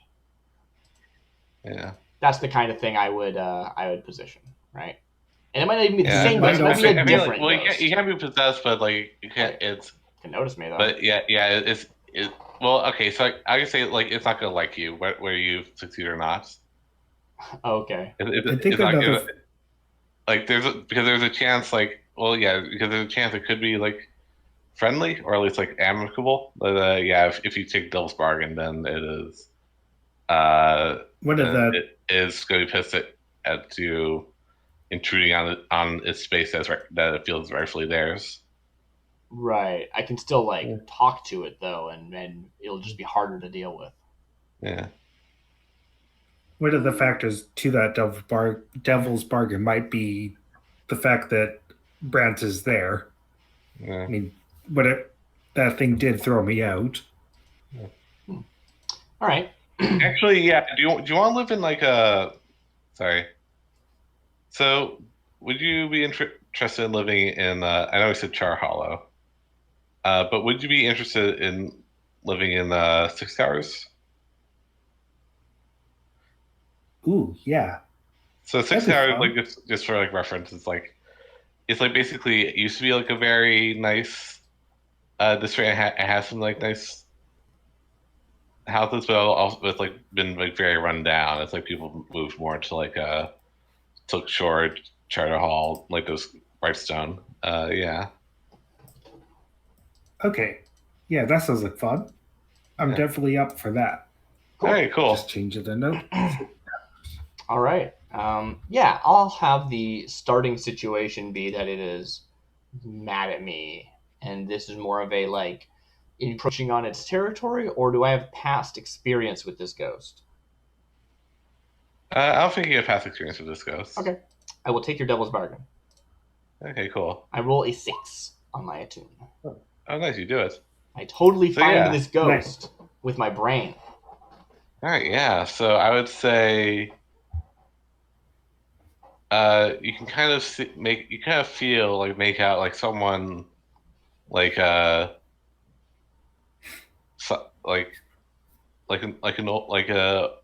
a kind of an older woman like in a fancy dress, like kind of sobbing in the you have hear them sobbing inside the apartment. Oh, we got a crier here. You want to be careful with them, sir. Always take everything too seriously.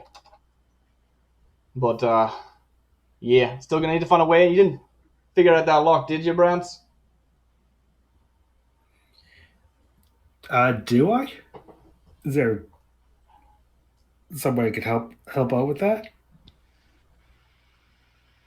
I mean, it's like, what do you do? I mean, you could like try to wreck it, or Did you try your key yet? I knock on the door. Did I ask, may I come in? You get no answer. I try the door, and if it doesn't budge, I'll try kick it down. All right. No need for any sort of violence. Just if your key's not working, which is expected, don't sweat that. See if we can get them to come out. I've located them in the building. All right, sure. Yeah. So I don't know exactly where they are, but my character does. I'll just defer to your expertise. Yeah, I'm looking into the ghost field. I get to a point where I assume they're not like the closest point around the perimeter of the building that I can go to where they are, and I'll try and call out to them. Yeah. Or what do you say? Yeah, let me think about it. Yeah. Hey there, honey. You in there? You feeling all right? Come on out. Let's have a chat. Just take a moment. Don't worry about it. Some of these need a little time to react. Yeah. So you can feel its gaze rest upon you out through like the wall. Mm-hmm. It's like it takes a moment and says, "No, I'm not going to talk to it, governors. No. I will go away. This is my home." What's your home, eh? Well, that might be. Maybe we can help you find a new place, somewhere more fitting for someone of your stature. Come on out. Let's just have a chat, face to face. Come on. Can I sway them out or what? Oh, what are you saying? Can I sway them out? Yeah. Get that first step. Yeah. I'm not trying to get everything all at once here. I'm just trying to get a. Yeah, I guess, or it's like you're it sounds to me like you're trying to convince them that like this is not that you can like get them to a better place, or like argue this place is not great. Sure. I feel like that's like step 2. I'm trying to break down the problem so that I'm not going for like desperate roles here. Although I do love going for desperate rolls, so maybe I should. One roll, I say a few words, and they immediately decide to leave. I mean, it might already be kind of desperate considering they start in a position of hating me. But I'm going to start off with a sway here. What is my position? To get them just to come out and like have a proper chat. Say it's risky. Okay. Risky. But like if you, well, I feel like appealing to like their ego, like or saying like they're not like trying to like convince them that this place beneath them is like kind of would give you a great effect. Okay. Let me just take a look at how potency works. The potency factor considers particular weaknesses, taking extra time, or a bigger risk, or the influence of an arcane power, which is what I'm using here. The supernatural powers of ghosts are potent. Trigger. Oh, I see. Okay. To assess the effect levels, first start with your gut feeling, given the situation. Then you look at potency, scale, and quality. If the PC has an advantage in any given factor, consider a higher effect level. If they disadvantage, consider a reduced effect. So I get +1 effect for my potency. Effectively, it's not that simple, but that's effectively how the move is intended to work. If my scale is reduced then compared to them, or my quality is, then I should also have like reduced effect. But it's the kind of thing where probably your gut reaction of my effect is already incorporating stuff like scale, and the potency will just give me a bump. Okay, that's different than how potency used to work. I knew I needed to double check it, but I wasn't sure how it had changed. Yeah. So yeah, I'd say it's like, it's very much like the argument you're making. I think the like kind of argument you're making does kind of like stick with them. Okay, so do I get great effect? Yeah. Okay. Take great effect and bonus dice. Does anyone want to give me a devil's bargain? Because I love those things. Yeah. Well, yeah. If you take it, you're going to be like obligated to. It's going to hound you until it finds like a place to rest. Okay, so here's the thing. On a failure, it's not coming out, right? Yeah. It's still gonna. But yeah, it was still like expect you, I guess. Like it will like still expect you to fix this problem, even if it doesn't necessarily want to come out right now. Right, and like maybe it'll start like hounding me in the future as opposed, because I was gonna offer the bargain of like I have to carry it myself to where it's going, but that would only work on a hit anyway. That's the next roll. Okay, cool. So I can. Does this effectively? Is it going to be after both of us, or can I effectively shunt its attention onto nines instead of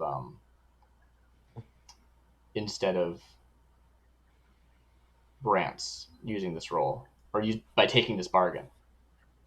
Yeah. Or is that actually overreaching? I have another idea. It's maybe so Gertrude's there, right? Yes. Yeah. Maybe Devil's bargain is that like it's where Leonard is going to get into a fight with Gertrude. What? Which yeah. No. Okay. No, not Gertrude. How dare you even think such a thing? Sorry. All right. If there was another bargain, I'll take it, but otherwise I'll just take the 0 dice. Cool.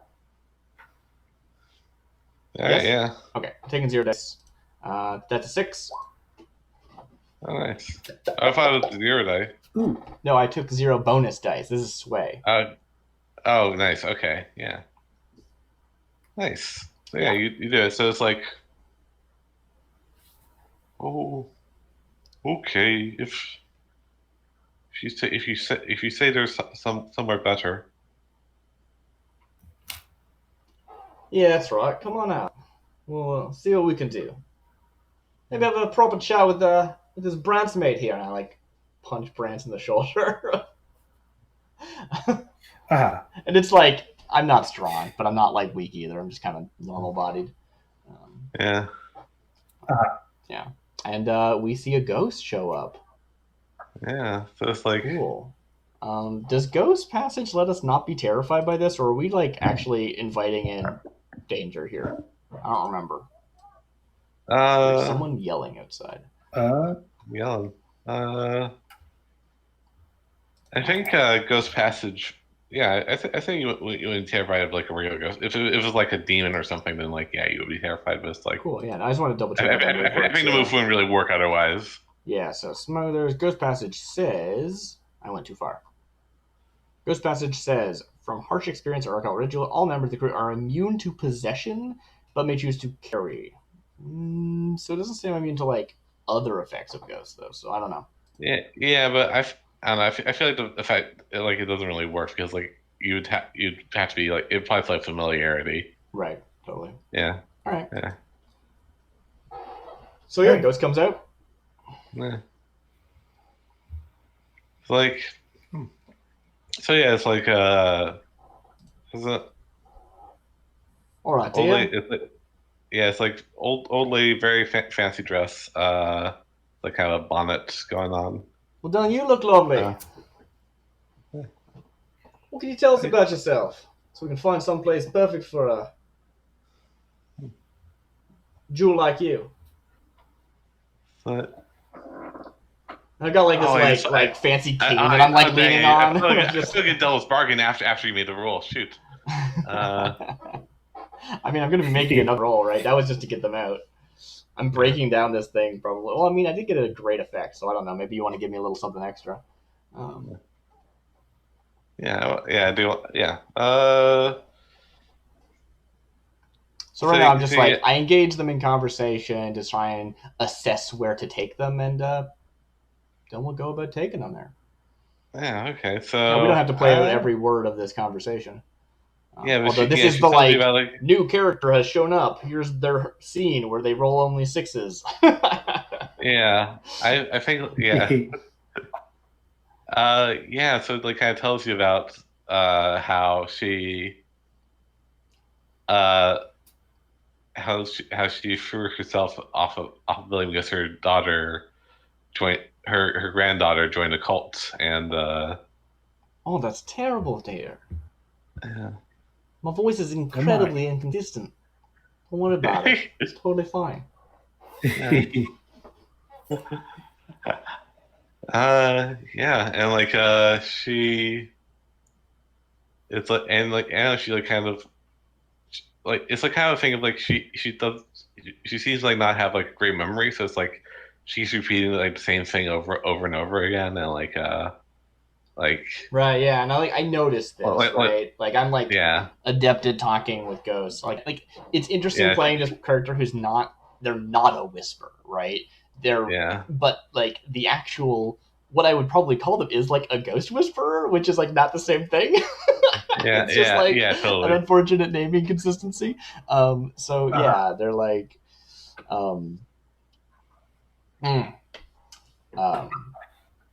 medium, something like that. Yeah, they just talked with a bunch of ghosts. Yeah, and was that like their job back in Tycheros or? They certainly had experience with it. Huh. All right, how do you come across some experience out there? Mostly with Nyrix. We'll get into it later.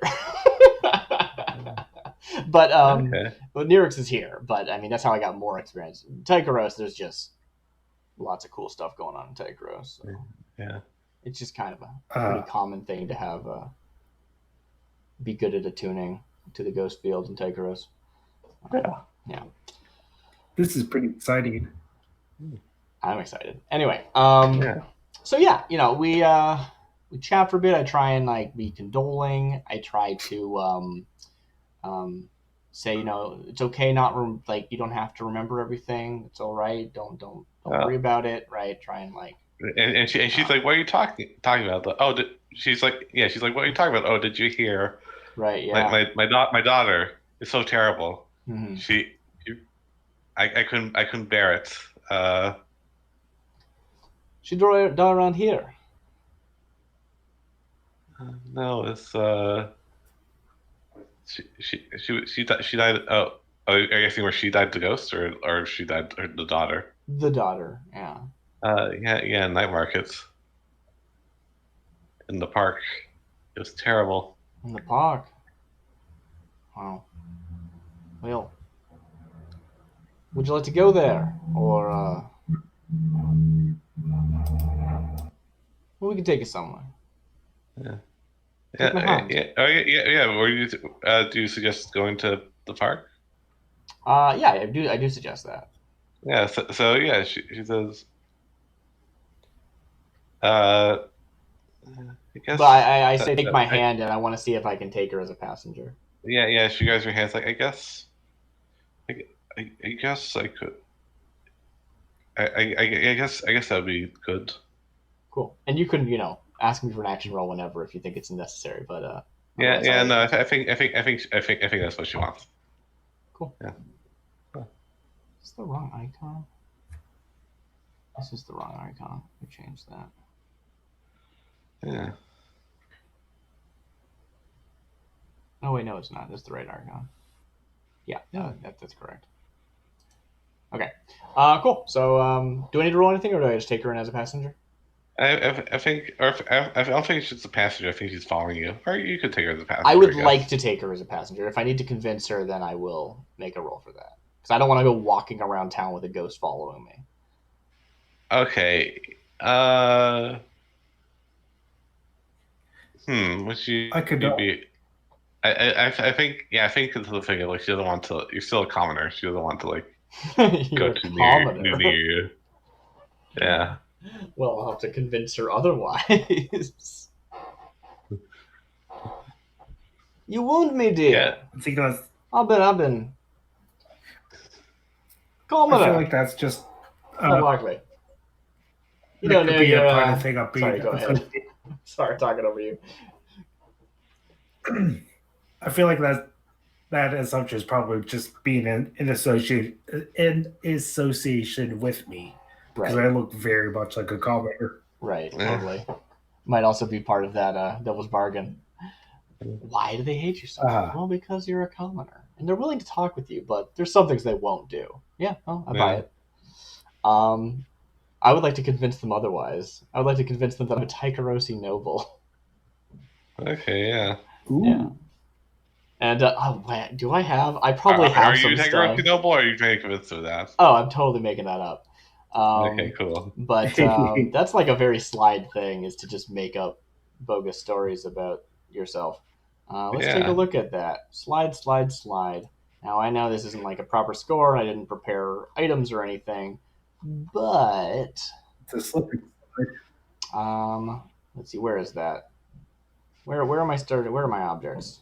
My items are fine clothes and jewelry. An outfit that appears to be of such fine make as to pass you off as a wealthy noble. 0 load. Ooh. Nice. Yeah. That's cool. If you're carrying this item as a second outfit to change into, it counts as 2 load. I didn't know that. That's great. Yeah, no, I definitely am dressed to the nines. Heyo. Heyo. That's my name, which is not a pun I actually planned. I just happened to walk into it. I'm named after a different pun. Oh, no, that's awesome. I might have to step away for a quick bit. Yeah, that's fine. Cool. I'm going to get some dice ready, because I think I do need to still sway. I can't just use my stuff. But they are fine, so I should have bonus effect. I should have both potency and I should have quality. So let me take a look at... I'm looking at the wrong section. 9s. Okay, I'm back. All right, cool. So I have fine clothes and jewelry, which gives me a bump in my effect. And then I also have my potency from my ghost voice. So I should have double effect boost on this. What's my position to convince them I'm a noble and that they should totally come with me? Well, yeah, how are you dressed? I'm dressed to the nines, as previously mentioned. Oh yeah. It is. I don't like. I am not a fashionista. Why are you dressed this way? Pardon? Wait, what? I mean, you just like kind of got here from like the thing. You didn't know about this for a while. So like, why are you dressed that way? I'm always dressed this way. Oh, yeah. Okay. I'm nice. Beautiful. Okay, nice. All right, I like that a lot. Yeah. So yeah, So I think you're. She is like. I think she know like a lot of the checkers. You know what's right around here. So I say it's risky. Cool. Yeah, I was gonna say you could even go as far as to say something like, yeah, you're probably not going to be found out because you have such a good effect here. But if you do get found out, it's like desperate. But I'll take that. Yeah. So I think I have extreme effect, which is above great. Nice. Unless you want to say that I should have some reason to not, because you said that maybe she's suspicious of not being a noble. No. I think. Well, if you convince her, then like I think it's good effect, great effect. So yeah, extreme effect, extreme. Okay, cool. Yeah. Great. Can I levy for any bonus dice?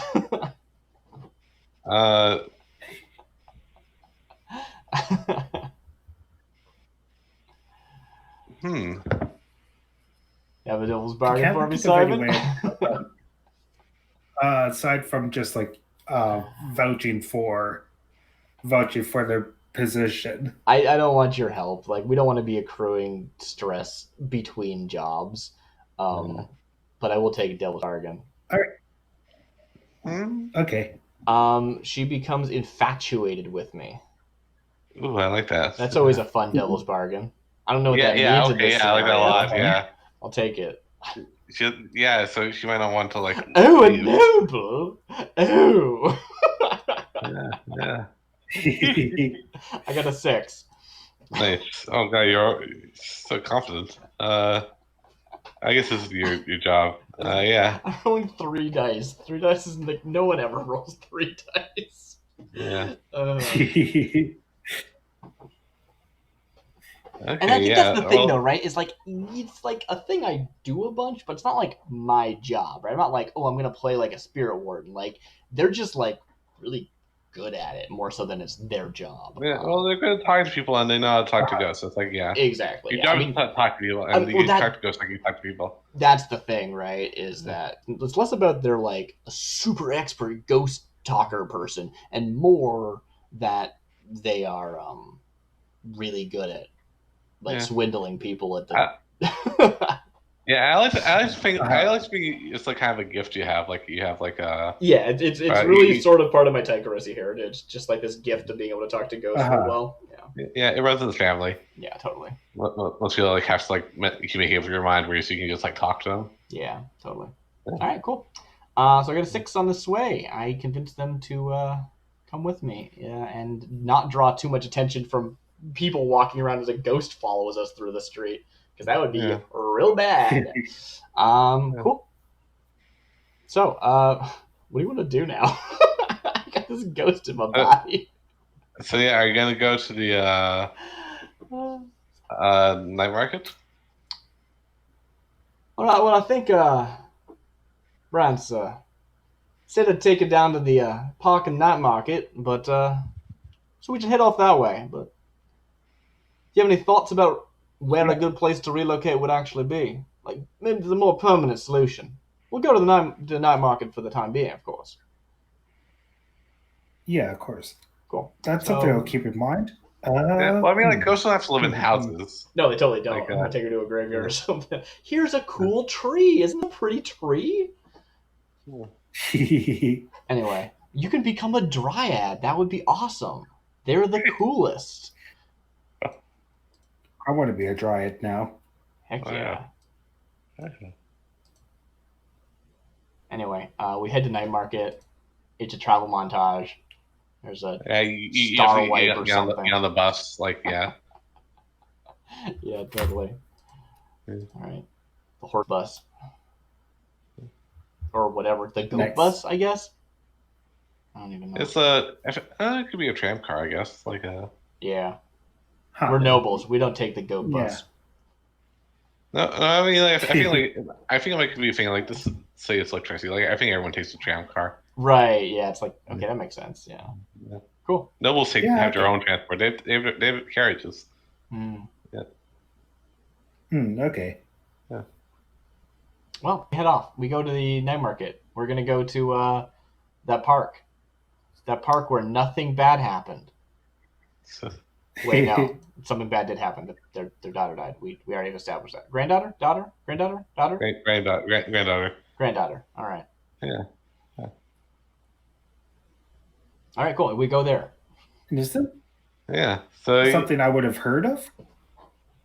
Because I'm thinking in the last session, like it was some big commotion over there. It's like cult fight. Okay, yeah. Because I was wondering, it might not even be in this time. Yeah, I need to buffer. Sorry. Cool. Yeah. We'll talk about the thing that happened last time. Okay. So yeah, totally. Last session there was a sort of newspaper article we ran into that wasn't super, fleshed out because we didn't engage in it, and we can pretty reasonably assume that was the same thing. Now maybe that's something that Brant thinks of, and maybe it's not. It's a little up in the air. Depends on if that's something that it would draw your attention or not. But there was 2 cults that fought in Nightmarket.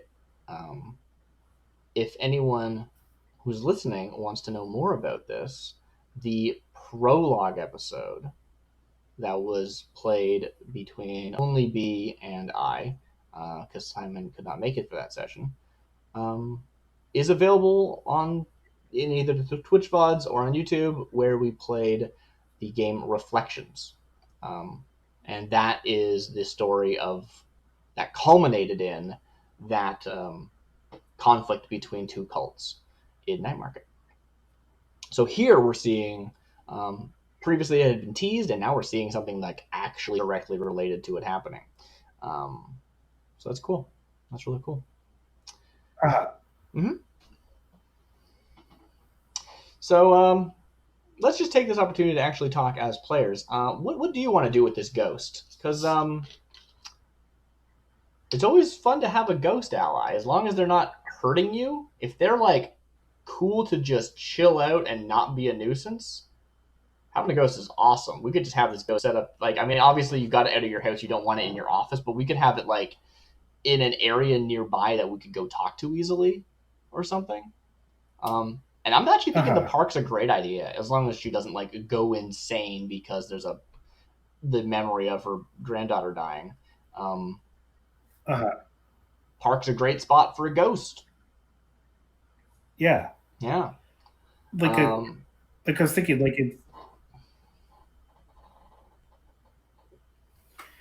the only ambition, Brant's only ambition would be to not be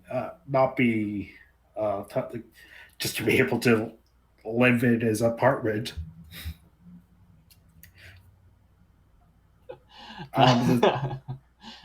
Retroflesh in chat is saying, I too store my unused ghosts in parks.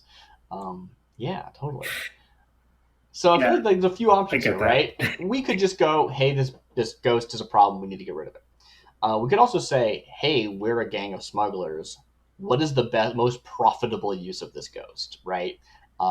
Do we, depending on how cutthroat we want to play as characters, we could maybe sell this ghost to somebody, right? That's a thing we could do. We are currently smuggling a ghost. This is sort of retroactively become a score if we end up deciding to do that, which I don't think we are going to do, but we could, totally. I think we have to be a little coy because probably the ghost can hear us while in my body. But we're having this conversation as we travel to Nightmarket, where it's like, do you know of any good unused buildings? Anything that's would make a good home? Obviously something of sufficient taste, but And we're just bouncing ideas back on each other. Sorry, what was that? This tree looks fancy. Yeah, so that's probably, we bounce some ideas. We go, are there any abandoned buildings that would be useful? Because, if we stick them in a building with actual people, the wardens are just going to get called, and then they die, and that doesn't help anyone. The idea of like, hey, the park's probably a good spot comes up. Like, you could live in a tree. No one's going to notice that unless they, cause a commotion. Yeah, stuff happens in the park, but it's not a hugely active area. And probably there's also that moment where you as Brants go, oh yeah, we can totally hear you.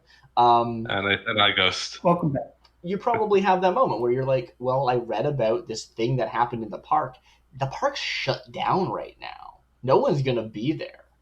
No one's going to notice this ghost for probably at least a few weeks. And by then, I mean, if the wardens show up and kill it, that's kind of not like, oops, sorry. Yeah. Like, it's sort of passing the buck. Obviously, you don't go into that much detail with the ghost around. But yeah, I think that's sort of the general consensus. Like, probably if we can convince the ghost to hang out in the park, no one's going to notice until it's like long enough since we've left that who cares? Yeah. And hopefully no one notices at all, and we keep coming back here and talking to this ghost friend that we've now made. Hopefully we can end on good terms with this ghost, and there'll be a willing contact for the future. That would be great. Yeah, more contacts, better. Always more contacts. All right, cool. So we make it to the park. What's going on in this park anyway? We've heard about it. We've read about it in the news. Yeah, see, that was like I guess like, so you read about the news like that. So I think like I kind of picture it happening like when the first session began, the second session began, or the first it happened. I mean, it happened like when the last session began. Like, so like the first session with the Tychrosi kid, that was before it. Totally. Okay. That was before it. Okay. Yeah, so I would say it's been like about a week since that happened. Probably like 2. We kind of spent like a week setting up the previous score. I guess it's like half a week because like this is happening an indeterminate amount of time during the downtime between scores. So this could be a week later since the last score, or it could be half a week, or it could be probably not too little amount of time because all the stuff that's happened already happened. So I think the park's definitely reopened by now. Oh, it's like reopened. Okay, cool. How active is it? It's like weird stuff happens all like something we'd have weird stuff happens all the time. That's false. So it's like that's fair. They clean up all the bodies and like I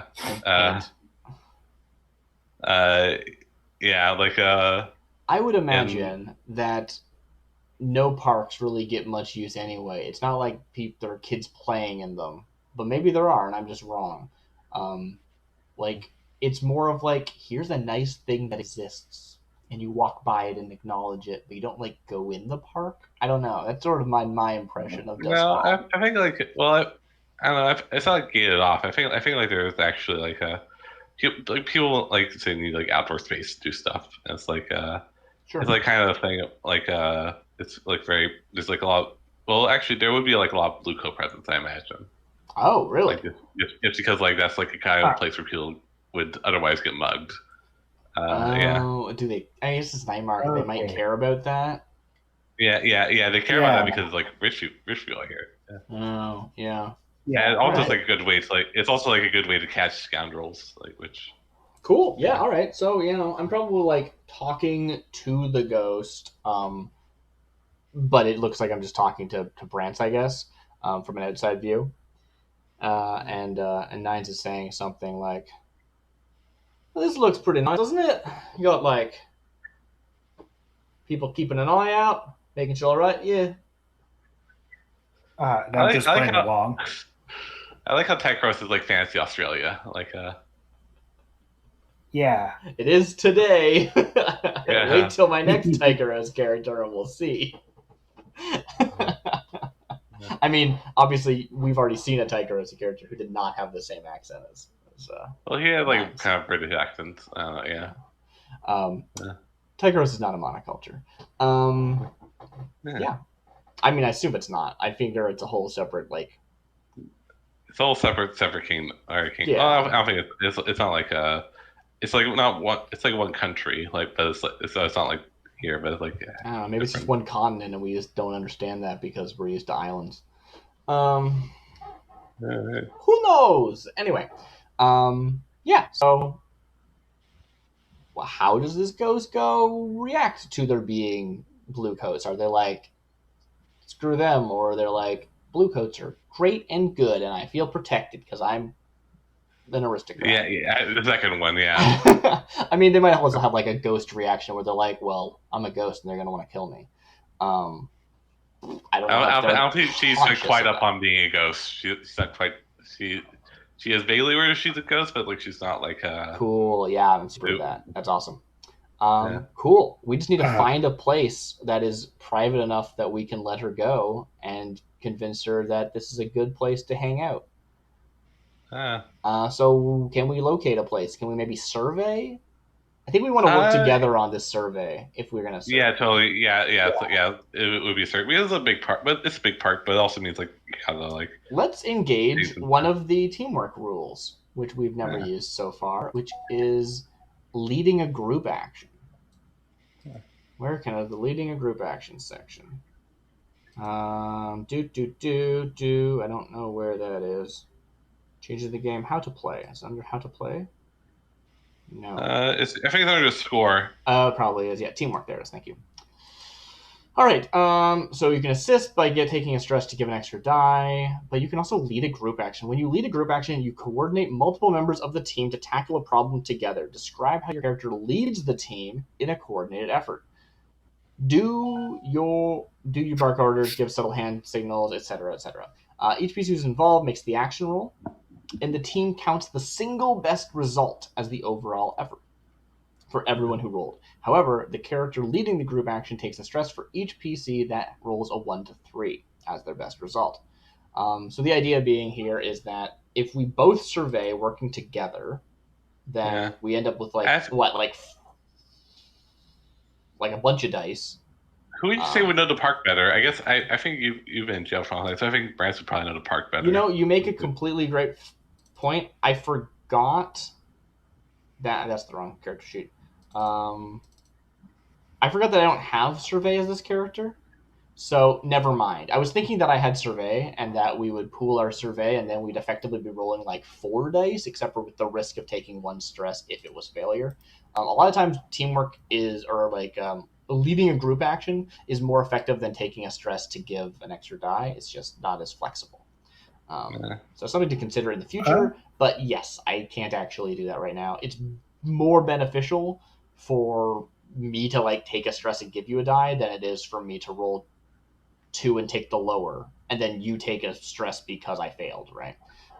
So I have a dot and survey, if that helps. Yeah, you do. So if you want to, you could try and do this survey the area and find a good spot as just your own roll, separate, and I follow you. That seems totally reasonable to me if it's something you want to do.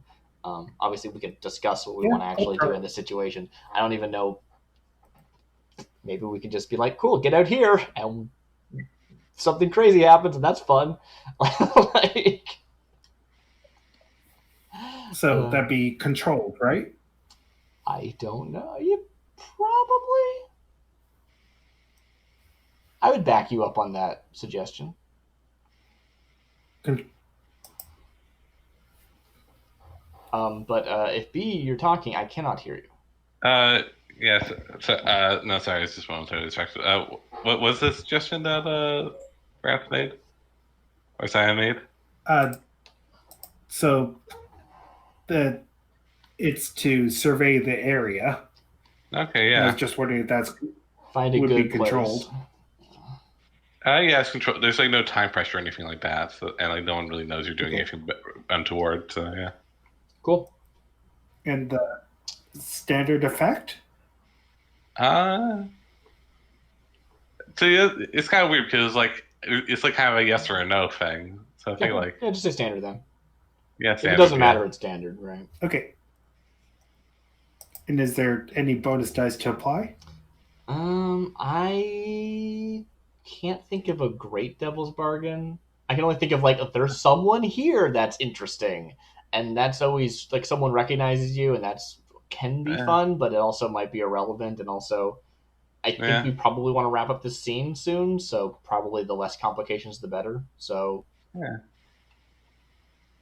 I'm going to say no. I'm fine with 0 dice. That's the consensus. Yeah, 0 bonus dice. Yeah. You still have 1 die from your stat. Yeah. And I'm going to submit and wait for it to go through. Nice. Yeah. Survey 5. Not bad. Yeah. All right. Yeah. So let me just go back to the thing. So control. So you have to withdraw, try a different approach, or else you do a minor consequence. Application occurs. I think like the consequence would be like someone notices you poking around. I feel like it just like takes a while. Like, but I'm not sure like how to like make that reflect in any kind of like game sense. So I feel like it's like kind of yeah. I think that's the thing. It just like takes like a long time to doing. You have to like go try to all the way over House Park, and it's like just that's sort of like it having like minor like less effect, and it just means that we take longer to do so. Or it could be just like the best thing we can find isn't actually a very good spot if it's like a minor or like a lower effect version. Yeah. Actually, I might be a thing. It might be like a thing of like. Because ideally, right? Like here's what we want, right? Correct me if I'm wrong, Simon. We want a place that the ghost would be willing to live in, that they wouldn't get super noticed, at least not immediately, and we could return and talk to them. Yeah. So either of those could be very threatened by this, right? I think we could either have to convince them that this is a good spot. They could be a spot that they'll get noticed, but they'll get noticed sooner than otherwise, something like that. So I think, so like her daughter died near the fountain. Yeah. So I think what you actually come to is like you want to like. She want to live under the fountain into like the plumbing of it. That would be awesome. That sounds so. Yeah, cool. Exactly. So but you can't like do like a. I don't know. You can't like have it install her there just because like that's the center of Parkfield right there. So does she? She shows interest in that. Yeah. Oh. Yeah, but all right, Brad, we gotta do that, right? Like. Oh, what do you say? I'm saying, Brents, we gotta see if we could do that. Maybe you can make a distraction or something. I think that's like, it's a perfect place. Yeah. Yeah. Okay. Yeah, I could do that. Well, it's got the alternative. Like you did find out, like you can like put her in like the plumbing, which would be like going to like the bathroom and like putting her in like the sink or the toilet. I don't know. Yeah. Well, like. I imagine it's but you might have to convince her is like the thing. So did I misunderstand? Like she wants to live in the like water system that pumps into the fountain, right? Yeah. Yeah, but we could instead go to like nearby plumbing and usher her in that way. Is that what you're suggesting? Yeah. Okay, cool. So I think that's sort of the choice we have to make is which of those are we better at, making a distraction or convincing her to go in the other way. And I think we're probably better at convincing her to go in the other way, but I don't want to do that. Well, okay. Well, it depends on what kind of person you are. Yeah, seems like everything to do to a ghost, but yeah. Yeah, exactly. All right. So, Rance, what are you thinking? I think this seems like the right place. Someone's going to notice there unless we make some sort of distraction. What are your thoughts? I could always cause a distraction. I have. There he is. One's in mine. Beautiful. Love seeing someone willing to take that hit. All right, I'll be in position. I'll watch you work your magic. Unless you want to like come up with a plan because you make an interesting point that I completely forgot about until I mentioned group actions. The idea of we're both actually very good at sway. And maybe we end up doing something where it's like we convince people that they have to go away as opposed to cause a distraction. That might be a thing we end up doing. Or I think you might be able to do it like covertly, maybe like yeah, sure. If you like pretend you're doing something else while you're doing that. I mean, official business is usually our MO. At least, I mean, obviously I just joined the crew, but historically speaking, in the crew. Yeah. And I think that maybe, I guess, if I have to be dealing with the ghost, I can't assist. But I was thinking that like 2 people establishing the perimeter via like this place is being, temporarily mapped off or something might be something we could do. And then we'd have like 3 dice to do that by working together. But don't let me tell you how to play your character. Yeah, I'd be up for that. So that'd be So basically my thought is that this is a plan that Brant would come up with. If you want to come up with a different plan, do that. I don't think that Nines would suggest it because it's not their MO. Yeah. I was inspired by what I've seen Brant do in the past as a player. Yeah. Okay, so I was thinking that could be the kind of thing where just kind of gather people up, and just kind of tell them that I thought I'd come up with something by now, just by talking about it, but I didn't. So I'm thinking, just show official looking numbers and don't tell them why. Yeah, park maintenance or something. Yeah, totally. The environment right now is like actually, it's like wintry and like the fountains all like frozen over. Is that correct? Or no, it's drained? That's drained, yeah. Yeah, okay. Ooh, you just got all distant. Okay. Are you away from your mic? Yeah. Can you hear it now? Yeah. Yeah. Okay. Cool. Yeah. You could just say that it's like a plumbing issue that we're trying to resolve. Cool. Yeah. So do you want Nines to like work with you on this, or should Nines be like waiting for the moment where there's an opening? Depends on, I guess, how long you think you can hold an opening for. If you think you can hold an opening for a while, then we can establish the opening and then do the thing. Otherwise, I can be on deck to send off the ghost while you have a small window of time. I feel like this kind of thing would be a little bit out of my wheelhouse, usually, since I'm not really necessarily a plumber. But so I feel like it'd be a shorter. Cool. All right. Time frame. Love it. Awesome. So you'll make a roll on your own, and I will be ready to. What I would levy for here, B, is that we want less effect for a better position. Okay, yeah. Right? And that's what that sounds like to me. That's what that would translate to in games terms. Yeah. And I feel like command would be a good role for this. Ooh. Okay. Yeah. That sounds great. I forget you have that sometimes. Yeah. So I solve all my problems by swaying. It was like I like Ramiro a lot. Do not get me wrong, but it's so out of the norm for me not to play a Blazing Dark character with sway. I just end up in these situations where I'm like, I'm talking to people and I can't roll any dice. That be controlled? Yeah. Okay. It's like yeah.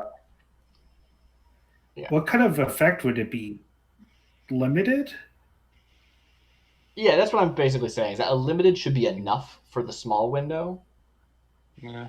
Yeah. Okay. That's my suggestion.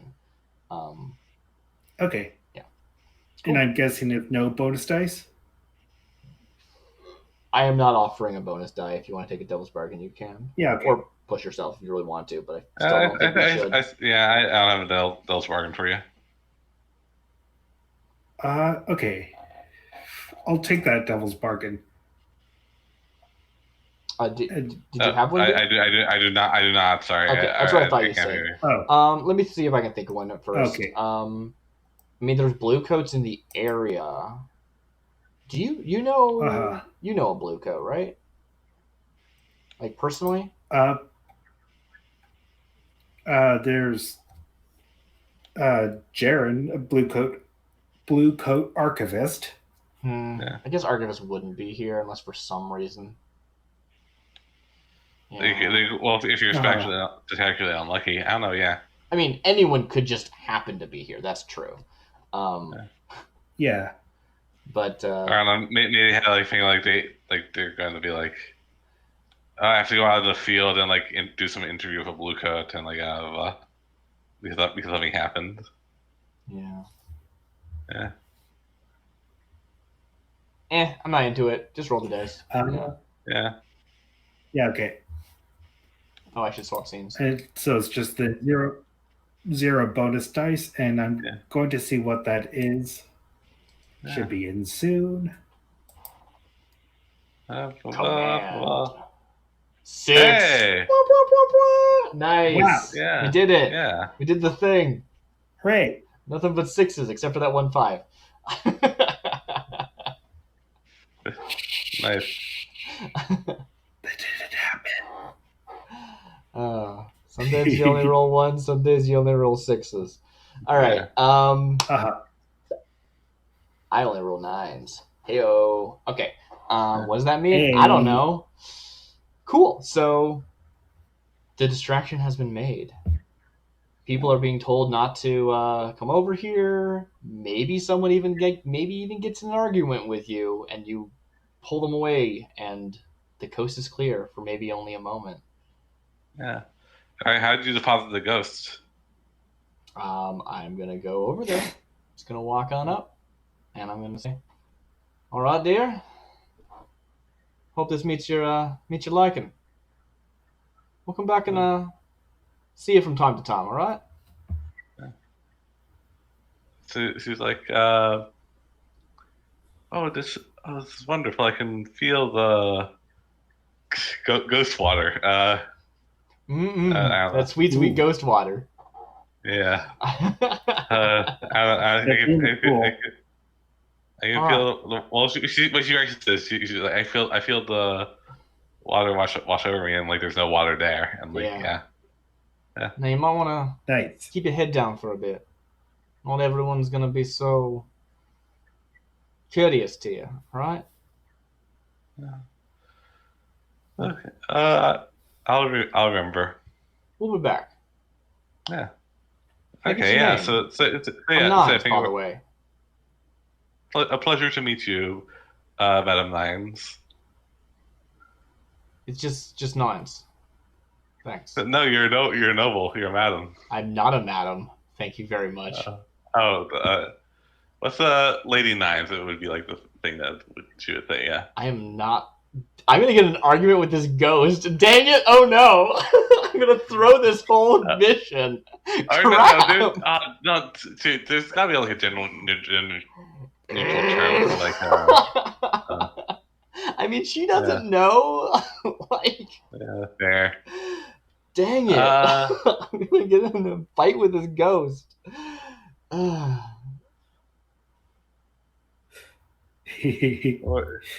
Just call me Nines.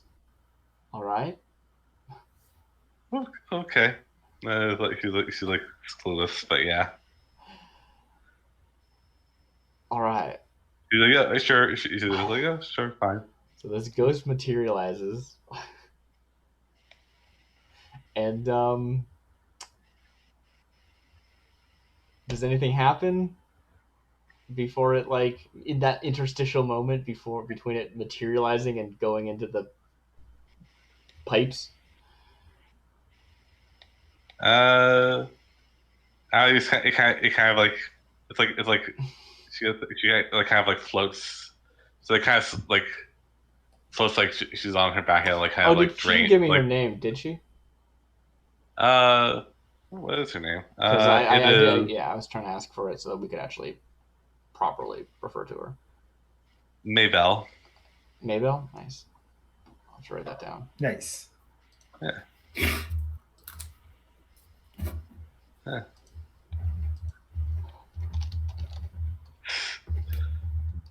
Yeah, you seem gender ghost. I mean, I feel like this ghost has a pretty defined gender. Yeah. I don't know. Maybe I'm wrong. Yeah. I could be wrong. Yeah. All right. So we did it. So yeah. Yeah. Okay. So now, So what do you want to do? Like, meet back up. So I mentioned like you like spent some time like doing kind of just like milk run stuff for the thing, and like things kind of go back to normal old time Ramira. Well, okay. Let's like end this scene first, and we'll like cut to commercial break and come back. But I meet back up with Brantz. I'm like, all right, I think that went well. This your usual thing, huh? Yeah, it is. Moving spirits from place to place. Not necessarily that was spirits, just other weird stuff. You're all right. I don't know. Yeah, it's much appreciated for your help. I couldn't do this on my own. Well, if you need any other help, let's be happy to work with you. You seem all right. Yeah, I feel nice to see you sober sometime. No offense, of course. Just yeah. I feel it's only fair that I offer the same to you. Well, want to go back to the casino right now? One down after a job well done? Yeah. Cool. I have some ideas about our new friend, but that's for another time. Cool. Yeah. So it cuts there. Maybe there's a little montage of us in the casino. That was good. The cool thing about that, it was like retroactively a score. Like we didn't make money off it, obviously, but that was a smuggling operation as far as I'm concerned. Like, we did the thing. That, very least. Yeah. Like, like that was the any other gang, and it was like, that's not a score, but for smugglers, it was. I mean, to be fair, a different gang would have dealt with it differently, right? Yeah. Probably wouldn't have smuggled it across town. Like we literally traveled it from. I guess you were in Six Towers, right? You're not in. You weren't in. We didn't travel all the way from Char Hollow, but still. Yeah. Cool. Awesome. So, great. Time passes because, that was still technically downtime. So it's not like we get another downtime pass or anything. But yeah, cool. We do have super high heat right now because no one dealt with heat. I mean, that's my fault mostly. But yeah. Yeah. So, what do we want to do? I think Nine's. I think it's official member. To you, I don't know if I have had an idea for what. So someone I could come by, but I feel like I don't really want to I kind of prefer you do something just because I think that's cooler for the story. Yeah, totally. And maybe even Nines can point you in a direction of a claim or something. Let's take a look at the claim map. Yeah. So each crew type has its own map of different claims that are throughout the city. It's just a series of connected blocks. It's not an actual map like the map of the city. And when you start with your layer, and you can technically, I believe, get any claim if you have the opportunity. But it's much easier if you do things in order. So as players, let's talk about this for a second.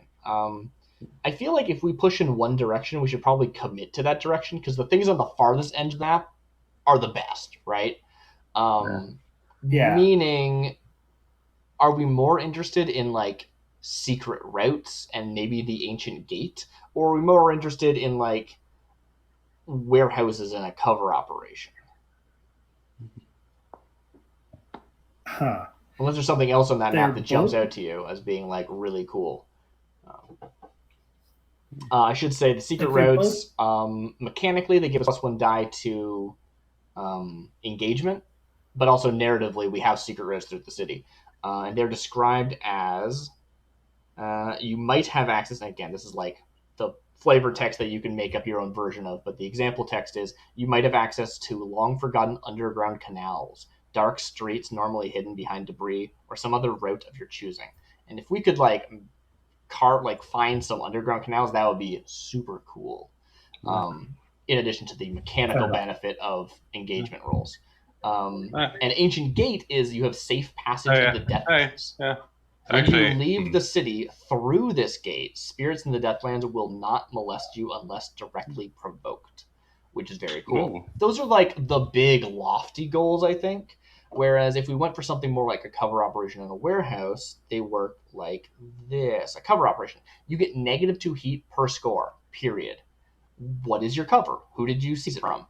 This one I think is really cool because we're trying to present as a legitimate business. I think that's really fun. Yeah. If we could turn it into a cover operation as opposed to just a business that doesn't draw attention, that would be really cool. Warehouses gives you +1 die to acquire assets. You have a space to hold all of the various items and supplies you end up with from your smuggling runs. They can be useful on their own or for barter when you need it. And the rest of the stuff on the map is pretty similar between the two sides, so it's not super relevant which way we head. And these are like long-term goals. These are not happening today or next week or anything soon. Probably all we're going to do today would be getting some turf. But what direction we go on the map, I think, is relevant. And just a question, I guess it might be if you know this isn't bad, but I feel like turf would be like not physical like area, but like what would be physical area? I was thinking more like kind of market share. It could be sort of market stuff. There isn't really a section in the book about turf being different per crew.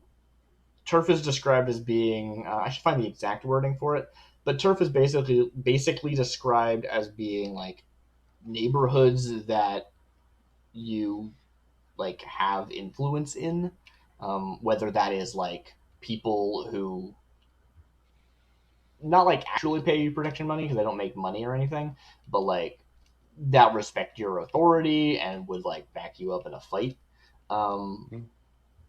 or places that like are going to, you know, not snitch on you and stuff like that.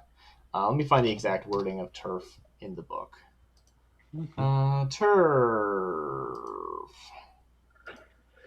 I'm in the wrong section. There's a lot of instances of the word turf. I should not have tried to do it this way. Yeah. All right. When you acquire turf, no, not that one. Claims. Here we are. Claims. Each crew sheet has a map of claims available to be seized. See the example for the Hawker's crew on the next page.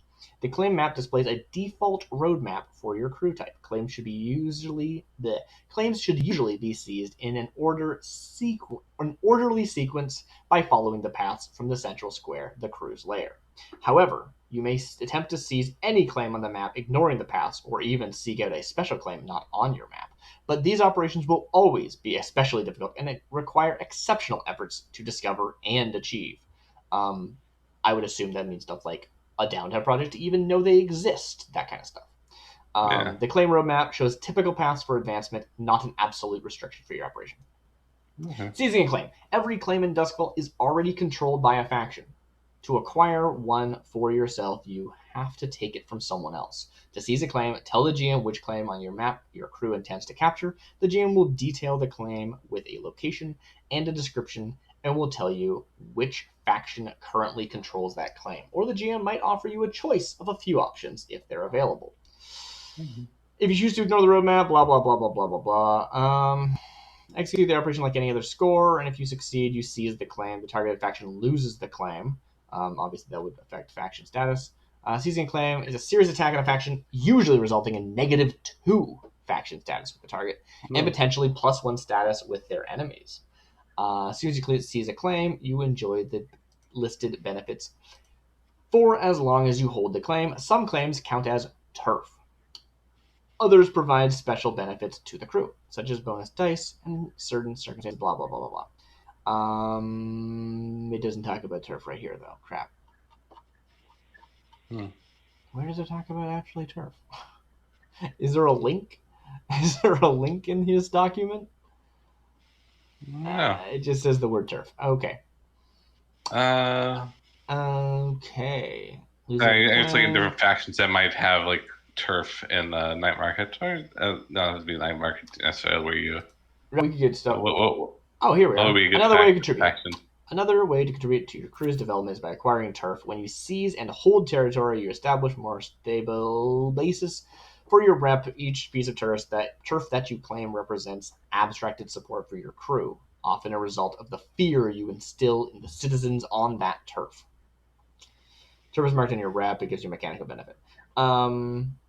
So yeah, it's only described as being abstracted support for your crew. So I don't know. Yeah. We can sort of decide that however we feel. And like you said, abstracted, right? If you have a thought about what would make really good turf, great. The point is that someone already owns it and that we need to seize it from somebody. And we probably don't want to seize it from somebody that we're already in the bads with, because baby, that seems like war. Yeah. -2, yeah. -2 is war if it's someone you already have -1 with, or worse. I mean, it's not worse than war, but you know what I'm saying. Yeah. I should not be at the screen. Let me go back to the score. Cool. So, anyway, that's the thing we can do. We don't necessarily have to. You're probably right that there's like this concept that we had this one thing, we hung out, it was chill, and then we did like sort of normal day-to-day business stuff before a score gets approached. Whether that score is claiming a turf or it's something else. But if you have like a turf idea in your brain, according to the book, all I have to do is say, I want turf. What turf's available? Yeah, so I think of like what. That's what the book tells me, at least. Interesting. So yeah, like, would you be interested in a turf in the Deathlands? That's cool. Oh, Deathlands turf. Is that a thing we can do? Well, no, but there's a faction called Deathlands Scavengers. That is true. I wonder if we can do jobs for people, Yeah. Like, find somebody who needs, we're smugglers. Find someone who needs something and say, hey, we're going to help you get that something so we can get some, faction, ups.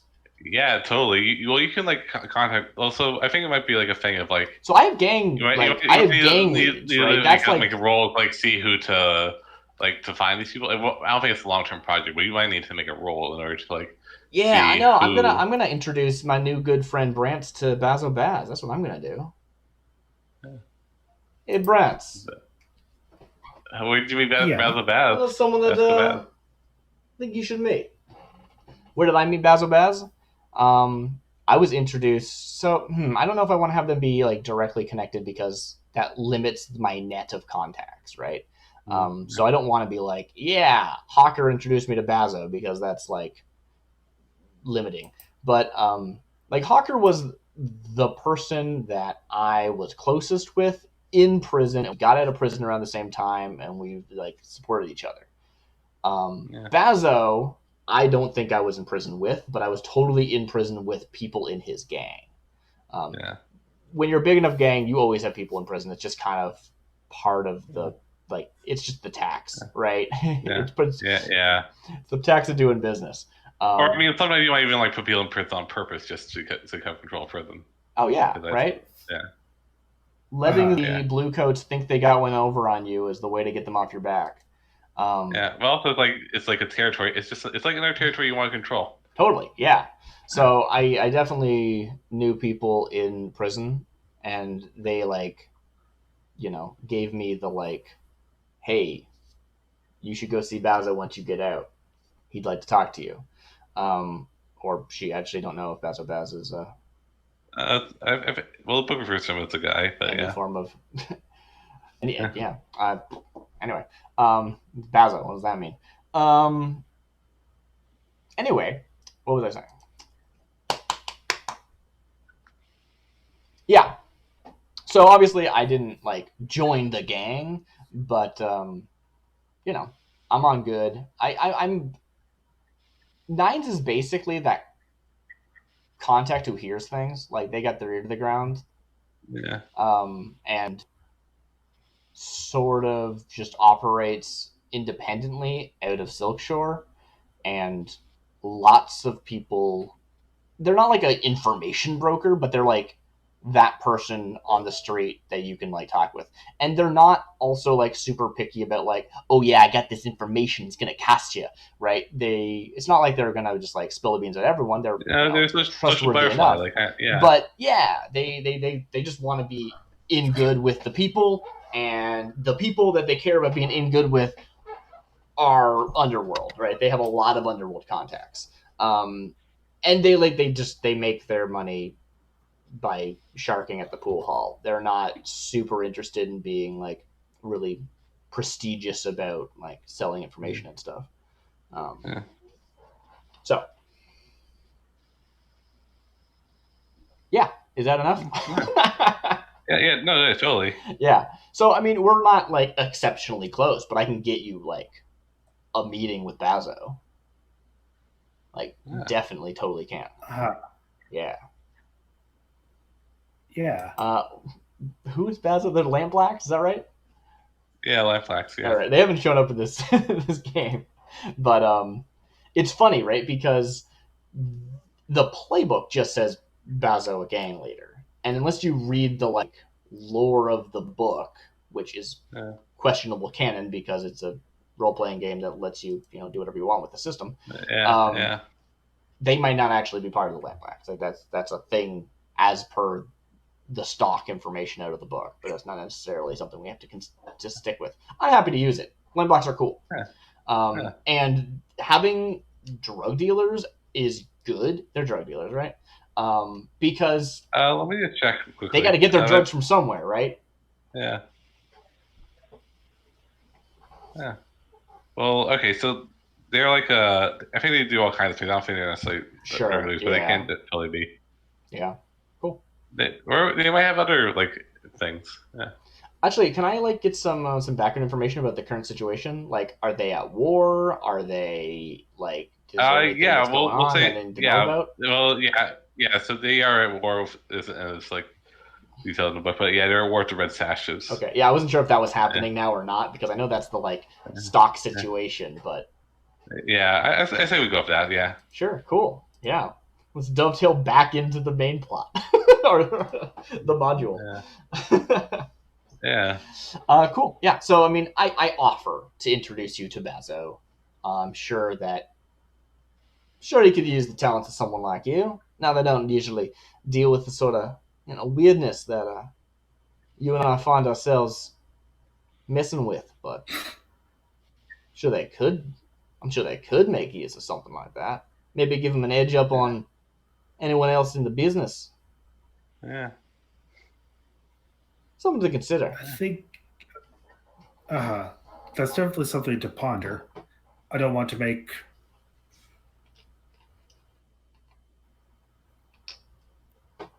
put too many eggs in the basket. All right. What eggs are you thinking about? Well, the thing is, it's not so much the eggs. It's so much more the hens guarding the eggs.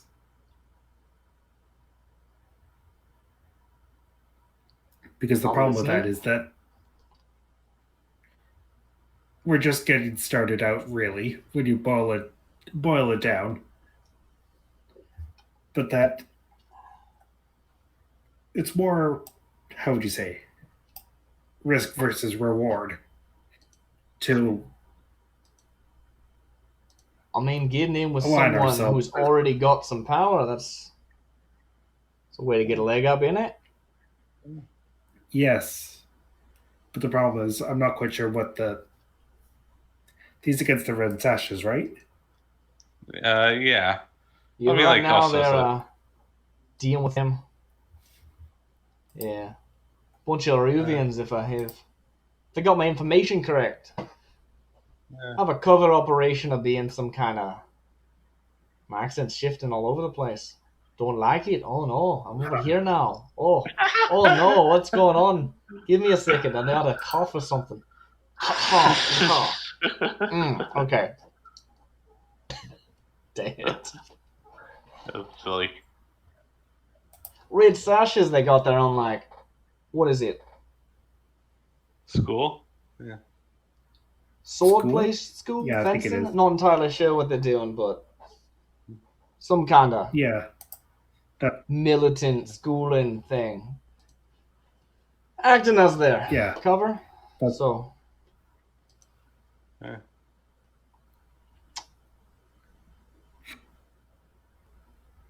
Look, all I'm saying is that I'm already in with Bazo, so. Yes, that's definitely something I will consider. If you're going to choose one over the other, I'd prefer it. That's all. Yeah. But let's see. For sure. And I think we're like in the office and we're like, we would pull out some documents and stuff and get to look at our information on everyone. I'm going to switch the scene over to the thing, and I'm going to bring up the faction sheet. Okay. Cool. Factions of Doskvol. All right. Yeah, let's take a look at some stuff. Underworld, we've got a bunch of big people who are huge, including Skurlock, who's, not the hugest, but still up there. Yeah. Crows, lampblacks, lamp sashes, not lamp sashes, red sashes. What do you know about the Demosistas? They crossed your Demosistas would be a good bunch of field work for. Figure they're probably dealing in similar stuff you are, but they might have their own. Probably have their own sources. Question is whether you're not just stepping on them or helping them out, right? Yeah. We haven't really been keeping an eye on them until now. Well, that might be. You're always going to have to piss off someone, right? Who do you want to piss off the most? What did you say? You're always going to have to piss off someone in this.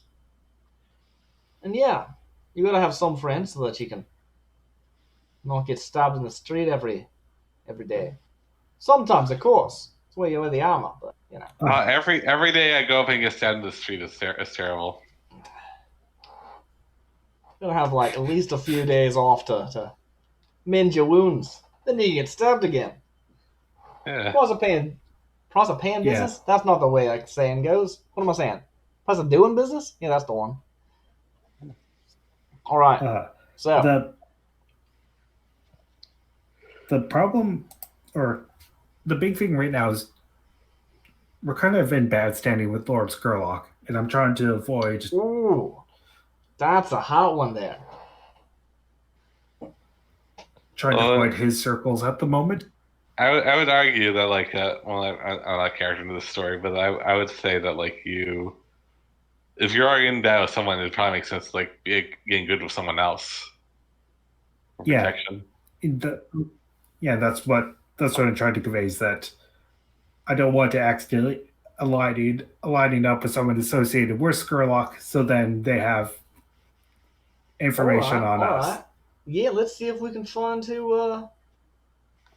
Let's see, who is Lord Skurlock allied with? Right? Is that information we can get access to, just from our normal routes, or do we have to let's see. It depends on who they are. Cool. Yeah. Well, he's kind of in with the authorities, he is. Suppose that gives you a few options, right? Try and smooth things over, or try and ally the other direction. Yeah. Yeah. I'm just trying to find the faction thing we set up.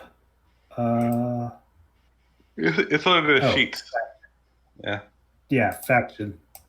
Mm-hmm. I'm pretty blind at that. Okay, so it doesn't have a image, so no. Okay, now I found it. So currently we're in bad standing with the Foundation, which that does align with Skurlock's thing. So I feel like the what's that? Don't know much about them, I don't think. Foundation. There's some big wigs. Yes, they are. They kind of, how would you say, architects. But the problem is we kind of poached one of their own for our needs, and we also got their attention with a recent job. Trista just like waves from her desk. Just like goes back to what she's doing. Yeah. Yeah. Hey, we met. Hi, I'm Tressa. Yeah. We haven't talked much. Tick, tick, tick, tick, tick. Typewriter. Yeah. Yeah. So okay. The like institutions, I feel like citizens looking through the faction that citizenry. Yeah, I feel like they're kind of ambivalent to any Skurlock's machinations because it's kind of whole regions. So kind of putting that out of the picture at the moment, and I feel like that. So what's your goal here? You're trying to you're focused in on getting in on someone who's also got a beef with him, or yeah, that's. Would that be a saying? We don't have beef, do we? Weird. It's a weird saying. Okay, never mind. Sorry. I'll probably use whatever word it is for goat meat. Yeah. Yeah, we call it beef. Yeah. I don't know. All right. Anyway. Because if you're just trying to go, not piss him off anymore, then something that's like in a completely different direction might be the right way to go on about it. Go throw your weight around in crow's foot or something. Probably not crow's foot, actually. Don't do that.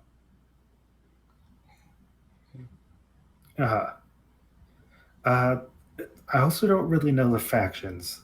Just looking through them both.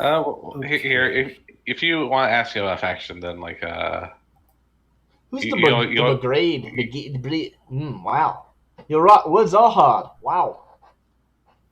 Never mind. They are.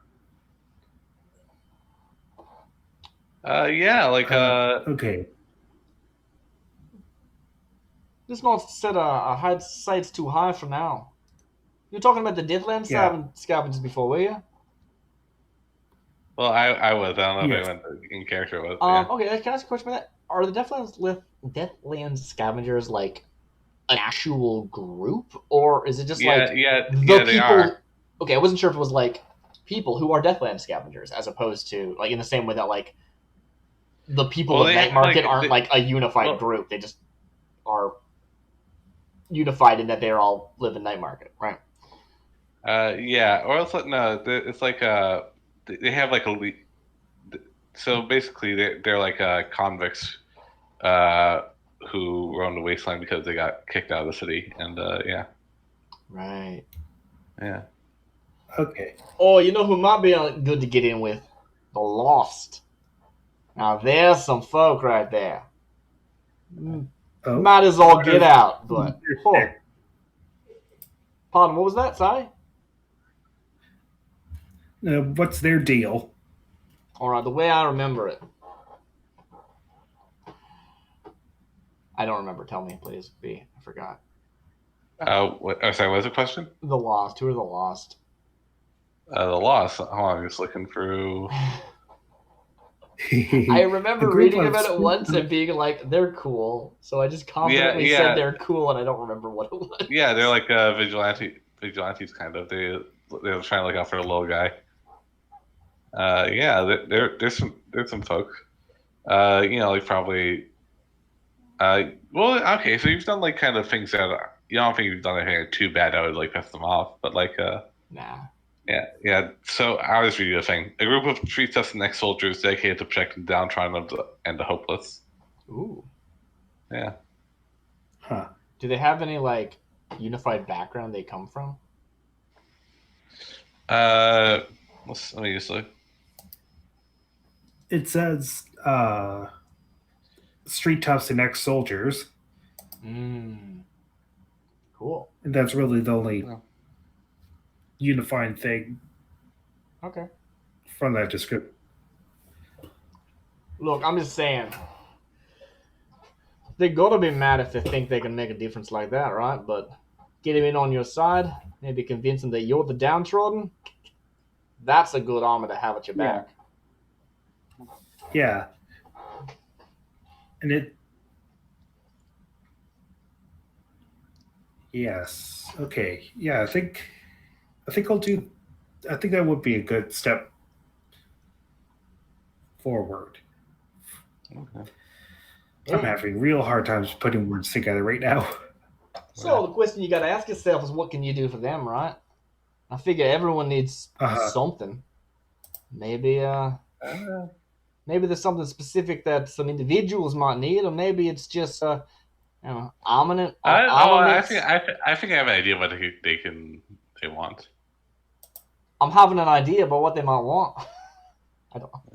No. I have. Well, I mean, like, I feel like if you ask them, you get an idea. All right, cool. Like, there are things that they would want, and then we could figure it out somehow, whether it's studying or talking to people or consorting or whatever. Yeah. Or it's like thinking like you can probably, I don't know, like make a roll to study like them and like Ooh, can we do that gather information thing? How does that work? We haven't utilized that yet. How does gather information work? Gather information. Look at these gathering information. Is that a downtime activity or no? It's not. It's not. Yeah, the flow of information to the GM to the player about the fictional world is very important. When you want to know something specific from the fictional world, your character can gather information. The GM will ask you how your character gathers the info or how they learned it in the past. Ooh, so you also use this as a knowledge check. This answers that question of like, did I know this already? That I've been wondering how to do in the game. If it's common knowledge, the GM will simply answer your question. If there's an obstacle to the discovery of the answer, an action roll is called for. If it is not common knowledge, but there's no obstacle, a simple fortune roll determines. Blah, blah, blah, blah, blah. Each attempt to gather information takes time. If the situation allows, you can try again if you don't initially get all the information you want. But often the opportunity is fleeting, even though it says you can do this as like stuff you learned in the past. I guess it'd be like a flashback? I don't know. Yeah, that makes sense. Each attempt to gather information, blah, blah, blah, blah. Most common gather information actions are surveying the situation to reveal or anticipate what's going on, or studying a person to understand what they intend to do or what they are really thinking. So like doing it very much in the moment, right? That's the like apocalypse world, read a person. Sometimes you'll have to maneuver yourself into position before you can gather information. For example, you can prowl. Cool. And then some questions are too complex to answer immediately with a single gather information. You can use a long-term project instead. So this would just be an action roll, unless there's no obstacle, in which case it's a fortune roll. Yeah. Cool. I think it's like a... And the fun thing about gather information is that every sheet has a list of questions, which I don't think you're restricted to, but you're sort of like more in positioned to get the information. I don't know if it gives you like effect or anything, but it's like you're inclined to use those questions, which I think are really fun. Let me see where my questions are. Nines. Are they on the sheet here? Yeah, gather information. What do they want most? Oh, nice. Did you have that one? That's just part of the gather information stuff. Yeah, well, everyone has a different list, right? You're a spider, so you have that one. I have how can I get them to? And all right, honey, true. Boy, they're really feeling. What do they really care about? How can I blend in here? What's going on here? Yeah. So the best one in this situation for me would be how can I get them to probably, or what do they intend to do maybe. But I think that you're in a much better position to do this. I can probably help with my consorting, like getting you a assistance in getting this set up, but not special. Yeah. Okay. I'd like to try gather information on them. Let's see. What's the? Let me just see what your what's the spider's thing? It's like what do I want most? What do I look up? What should I be on looking for? Okay, what's leverage do I have here? How?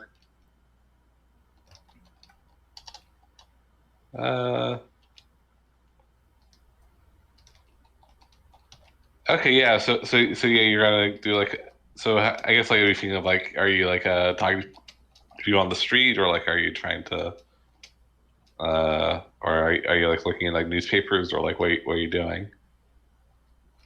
I'd like to talk to one of them on the street. Well, I don't think it's like as simple as like talk. I think it's like more. It's like a thing of like getting to the person to get to the person to get to the person. Yeah, so I'll Like, help yeah, by okay. I'll be trying to like consort to help to get them in a position to learn some stuff, and then they'll try to actually learn the stuff, right? Okay, yeah. Yeah. Okay. And it not quite sure how to implement this role. So we could do it potentially. I don't know if you can do a group action here. Probably not. I'm probably just taking a stress to give you an extra die. Probably. And would this be consort? You said you wanted to talk to people, right? So probably. Yeah. You know, we're putting our like considerable consorting information to use, and getting. And this might not be talking to. This probably isn't talking to the lost, right? It's talking to people who are talking to people who are talking to people. Yeah. Putting out like feelers, yeah. like or Can like, I ask, like asking what like- Epstein has heard or stuff like that. Yeah. So can we actually do this as a group action where like basically like both go out and get information and we come back and compare notes? Yeah, totally. So if it's a group action, one of us chooses to lead the action. We both make the roll, and then we use the highest die out of all of our dice, basically. Yeah, yeah. But if if anyone, if any group fails, then like yeah, they take it. Yeah. Yeah. So who do you want to? I think you're probably leading it. I would guess, especially you're definitely leading it because it's your question, right? Yeah. Yeah. Okay. So yeah. I mean, yeah. This just means that if I mess up, you take a stress as opposed to me taking a stress to give you one extra die. But we'll be rolling, I think, like what, 4 dice instead of 3? Is that correct? Yeah. Yeah. It'll be fine. I'll be fine. Yeah. Oh, it'll definitely be fine. Cool. Okay. So I'm gonna roll. Is there a position for this or? Say controlled. Okay, cool. I think the lots are pretty open. Yeah. All right. Cool. I'll take standard effect. If we need to change it, we'll change it later. Yeah. And I'll take no bonus dice. I got a 4 as my highest. Okay. Okay. What grants Controlled, standard, and no bonus dice. Just waiting for that to go through. Mm-hmm. Okay, come on. That's any second. Yeah. Ooh, hello. So thankfully you don't take a stress because you're the one leading. Is that how that works? I wasn't sure if they changed it because it used to be like this weird system where the person leading it mechanically should be the person who's worst, and that was always dumb. So I don't know if they changed that or not. Let me take a look. Well, okay, let me see all the group actions again. Yeah, teamwork says lead a group action. Each PC who's involved makes an action roll. The team counts the single best result. However, the character leading the group takes 1 stress for each PC that rolled a 1 to 3. Right. So not okay, yeah. So you did take a stress. So theoretically, if we both botched it, you'd take 2 stresses. Yeah. But stresses, whatever. Cool. So yep. We only got a 4. Wow, this is like our worst roll so far of the night. Yeah. But it's controlled. Yeah. So let's let me go back to the. Someday I will. Effectively, we're able to increase your die pool by 2 for 1 stress. That's a pretty good deal. So it's like kind of you don't know exactly what they want, but it's like kind of thing of like they want some kind of you hear that you're looking for. You hear from people who they've asked before that like they are putting out like feelers for a job that they specifically don't want any of their own to do, and they want someone. I guess like they get the sense that they want someone expendable. Right. Totally. But yeah.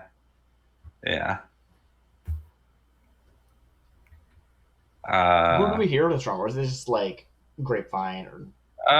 From bits and pieces. Yeah, it's like a couple people. It's like a bunch of like actually it's like a bunch of like people in like catering, like people. You so basically what happens is you're looking for people who've been contacted by the lost. Sure. And when you talk to them, it's like a thing of like the pattern is. Those guys. Yeah, I like them, but they asked me for like this thing. It sounded dangerous. I didn't want to do it. Did you say we talked to people in catering? Yeah, catering. Okay, I just wanted to make sure I heard you right. Cool. Yeah, I probably went to some soiree because I like to hobnob. Maybe I should take luxury as my vice instead of gambling. Gambling is like my work. It's not my vice. I don't know. We'll find out. I think I'm gonna make that change. I'm enjoying this like hobnob with nobles concept that I might be playing with this character that I didn't realize until I started playing them. I might make that change. So I'm probably like at something and I'm talking to like it's one of those weird like I'm at the thing, which is a very like noble, highbrow, luxurious thing, but also I'm like, no, I'm not doing the luxury thing because I like the idea that they are into being sort of like chummy with the smaller people, right? Yeah. Which I mean, you can do luxury without being a dingus, but I think it's hard, and I don't want to. So yeah, I think it's just going to be something along the lines of like I get to go to the thing, and I get to be sort of like hobnobby, but I also like chum with the catering staff. Yeah. Which is pretty great. Nice. I'm pretty into that. Yeah. Extra muffins. So this was a roll. Was it just limited effect? Is that what the idea was? Yeah, limited effect. Cool. Okay. So we learn that they're looking for something, and that something is dangerous, but we don't know what. Yeah. All right, cool. So we meet up, and that basically is the conversation. Like, I definitely have something looking for, but looking for someone expandable, so might not be safest thing, but when's it ever stopped a scoundrel before, right?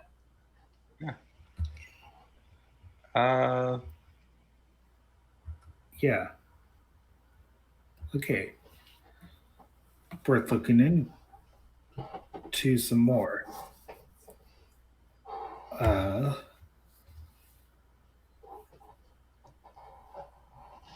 This is not my wheelhouse.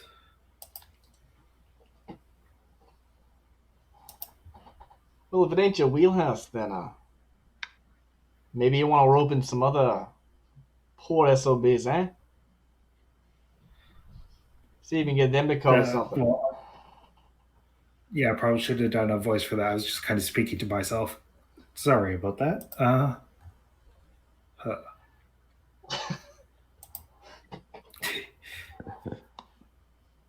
didn't know how to react to that. I was going to react in character, but clearly you don't want me to.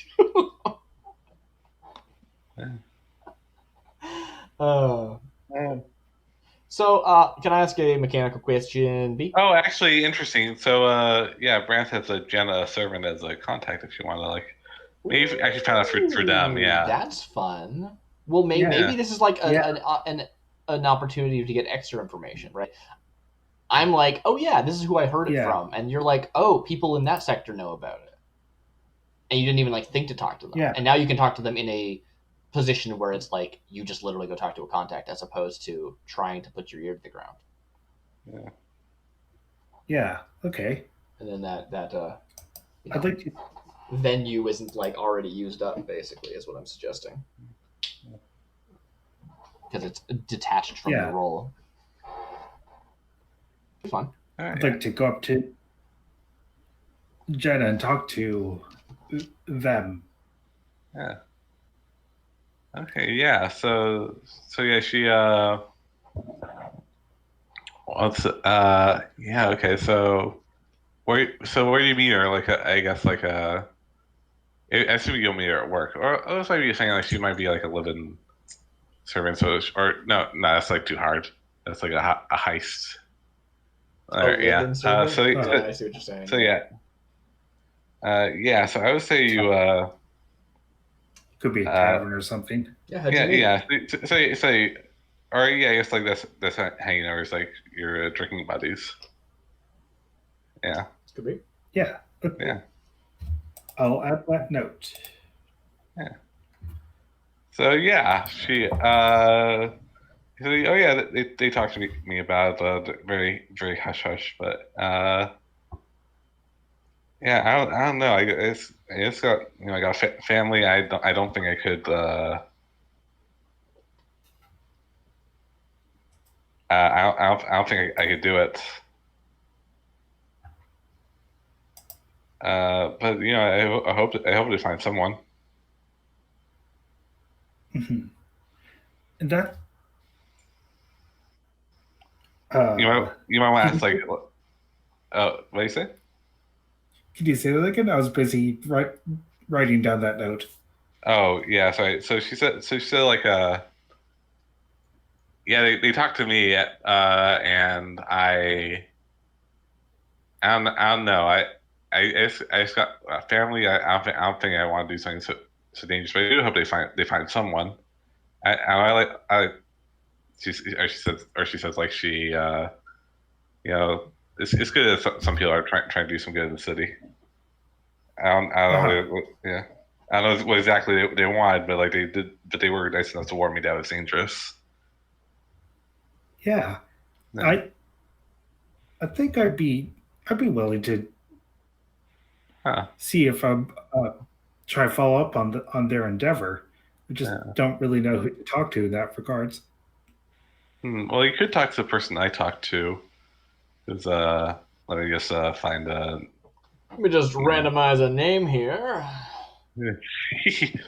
Yeah. Okay. So.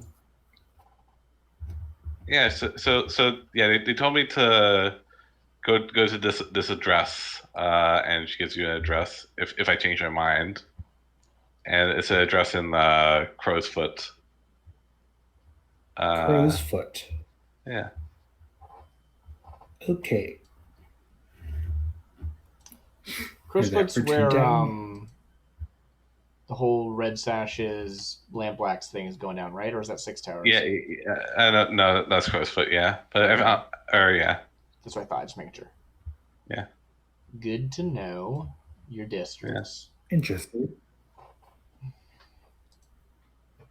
Okay, and I'll head over to that address. And are you following along, Nines? Yeah, totally. If you like come back or like I don't know where I am during this scene, but if you meet up with Nines first, yeah, I'll come with totally. All right, cool. Yeah. Let's see. So. Let's see. So address is actually like a boathouse. In a boathouse. Yeah. Oh, you live in a boathouse? What? No, it's just to get the last couple of jobs were on a boat. Yeah. Oh yeah. We have it. It's MO. Can you show us on the map where you were like heading off to? Yeah. So you head off to. Sorry, just closing all these windows. I'm hyper zoomed into Crow's Foot. So. Give me like either like an arrow tool or a dot somewhere. Yeah, it's like yeah, so it's like over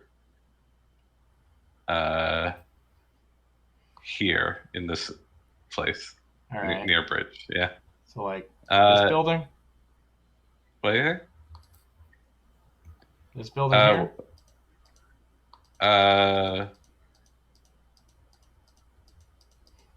Sorry. Yeah, that area. Yeah. All right. Yeah. Okay. That's one specific building. This kind of looks like a skull coming in. It's totally a skull. Oh no, the skull. Right. Skulls. Spooky skull. Durgan skulls. All right. I know what you meant, but yeah, it's not like you said skull. There we go. All right. Nice black dot. I'm sure that won't be confusing at all. I can't actually change my... Oh, there it is. Never mind. I'll make that thin. And there.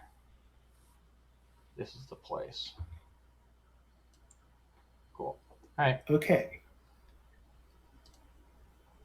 Cool. Great. Okay, we head off down there. All right. What's the plan when we get there? What do you just hear them out, see what they got to say? Who are you saying you are, actually? You have a name for yourself. I think they just give you an address, right? Or I'm asking how Brance is going to introduce themselves. Frog, yeah. Well, I mean, like,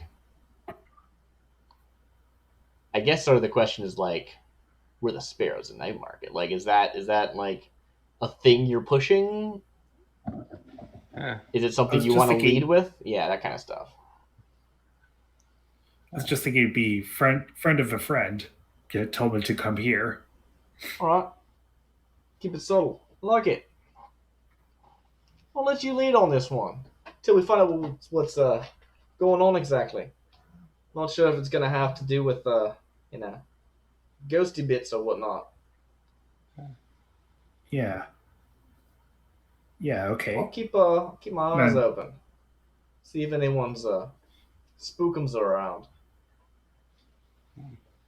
Yeah, that's a good word. I go over to that location. Is it? Knock on the door, I'm guessing. Yeah. So it's a boathouse. It's a very tiny one. Like should have chosen a smaller building. Yeah. Or is it like attached? It's not actually that building that I was looking at. It's a boathouse, not a building. So it's like more. I'm clicking on this Twitch stream, but it's on the riverside, or in the river, so to speak.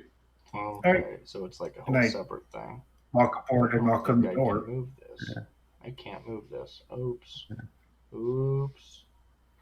Oh no. Oops. Okay. It's too small for me to move. I can't grip it without stretching it.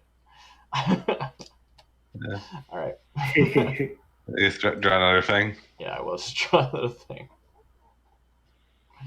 All right. So there's like a boathouse that's just like sticking out the side of this. Yeah. This isn't working. Yeah. It's totally a boathouse there. Don't worry about it. All right. Yeah. Yeah. All right. I don't know how that connects, but it does. All right. Anyway, we get there. We knock on the door. What do we find, B? Yeah. So a small, like, Nancy when it opens her, she looks at you confused. Just like, I'm sorry, who are you? Good afternoon. My name's Brance. I've just heard from a friend of mine. You might know her, Jenna. Think you looking for assistance. They're wondering if. She's like, I told her not to. Not to give that the address out. Here, come in, and she leaves me. It's very cramped and like. She's very short, so it's like it's fine. But anyone like a normal height is like going to be find it very very cramped in there. Their head touching the ceiling. Yeah. Yeah. So sorry, I was only supposed to give this such people. I'm sorry, who are you?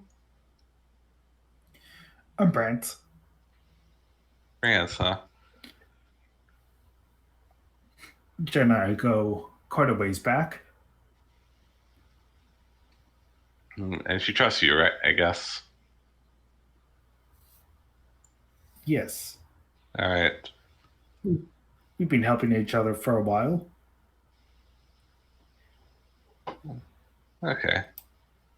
I guess you know, right? If you were with the Blue Coast, you probably would have taken me in. So we don't have to play out this whole scene if you don't have like a scene, right? Like there's a part of the game that's this implied like somehow criminals have dealings without outing themselves and they'll dying, right?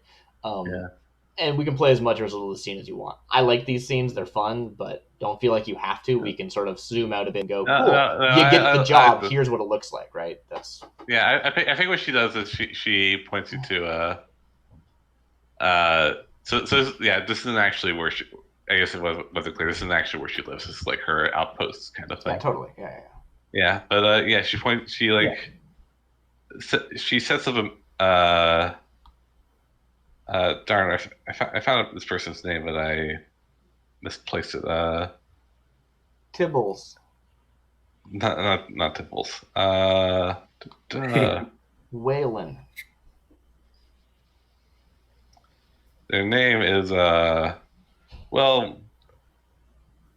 Coy. Anyone that does a job for them, especially if it's like one that is dangerous. They want to speak to Cortland, who's the leader, and is very. Actually lives in Tangletown. No, sorry. Actually, Oh, dang in Tangletown. That's a rough place right there.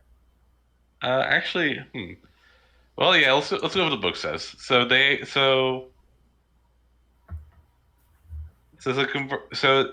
points you to like a converted rail car, which is apparently their HQ, and after siding you up, and it's like I suppose you go there.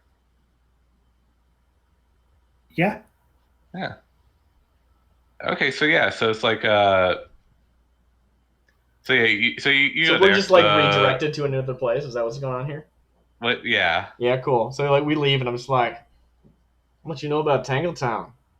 The place is it's a piece of work." Sorry, she doesn't say Tangletown. She says. Oh, we're not going to Tangletown? Sorry. Okay. Yeah. I'll retract everything I just said. Didn't say any of it. Didn't even open my mouth. My accent's shifted again. No. It's actually a converted railcar in Galaxy Station. I decided to just go with what the book says. Oh, that's cool actually, because now we can get back to the station. Yeah. Where is it? It's I'm trying to find it on the map. It's not a district. It's a night market. It's not night market, right? It's the rail station, right? Is that what you said? Yeah. Yeah, actually, let's just say it's like it's not actually on the. It's handy because you have a boat, but it's not actually in the rail station. It's actually like here-ish. It's like what they've left like some abandoned rail cars out, and like that's nice. Yeah, that's for me. And like Cortland's the kind of person who wants to meet everyone personally. Yeah. Okay. Yeah. So you get there. I assume you like take your boats, and you get. Yeah. You get off. Let's go with that. Yeah, and we get to like their kind of a makeshift dock. So this is like not important, but I'm just really curious. Do you ever drive the boat? Is that a thing you do? Like Ramiro always drove the boat. Yeah, I feel like I can. Maybe not as elegantly as Ramiro. Okay. Yeah. Cool. Cool. So. All right, I'm happy to just sit back and not drive. Yeah. All right, yeah, this is great. I want to get out on the water that often. Yeah. Just sitting back and feet up. Get some nice boots on. So like someone I'll tell you this much. Nice not doing this in peril. Yeah. So yeah. So basically, like Eliza, the person you met, gave you directions to like an abandoned dock, nice. Or not like a makeshift dock that like Is it like right next to the rail like this? It's like it's like a few miles. It's like well, I mean, like it's like a few miles away. Right. But it's like if you imagine like this rail has like a bunch of like little rails like move like splaying out like a tree because and like some of those rails just have like rail cars abandoned on them, like off the side. Sorry. Yeah. Yeah. Cool. Yeah. Yeah. So you get to like so you get to the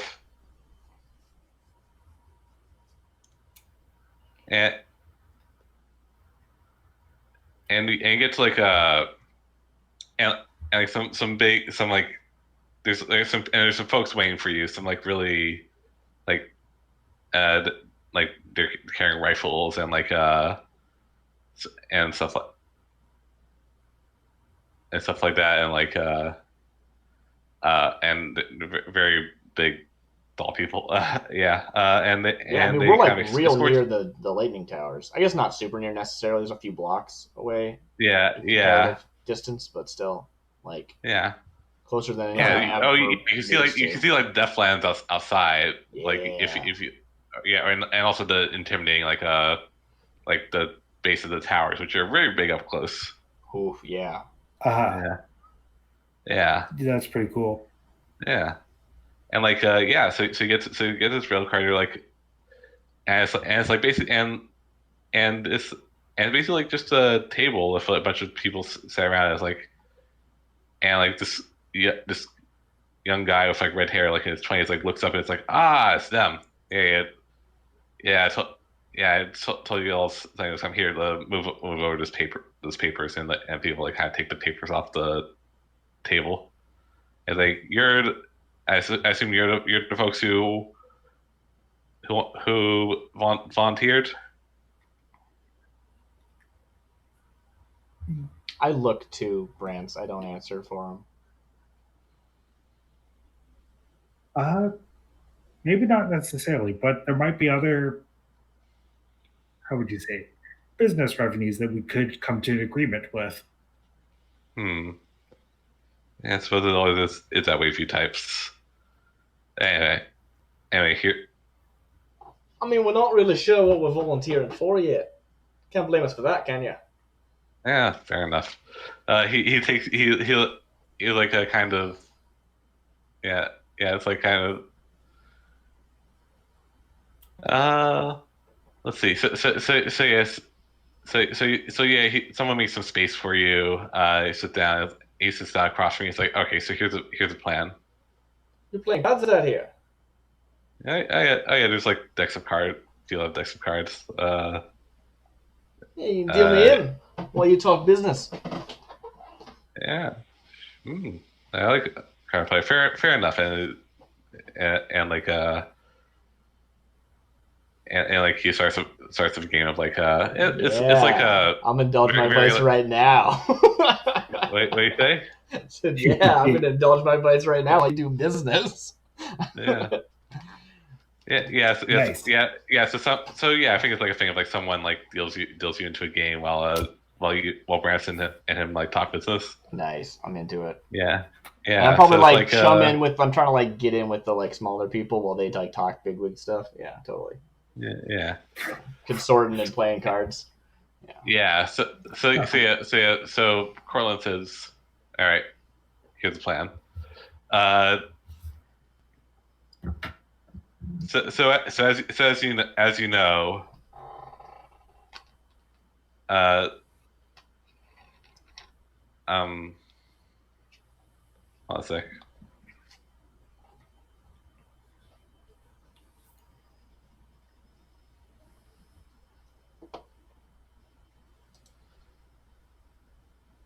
Words are hard.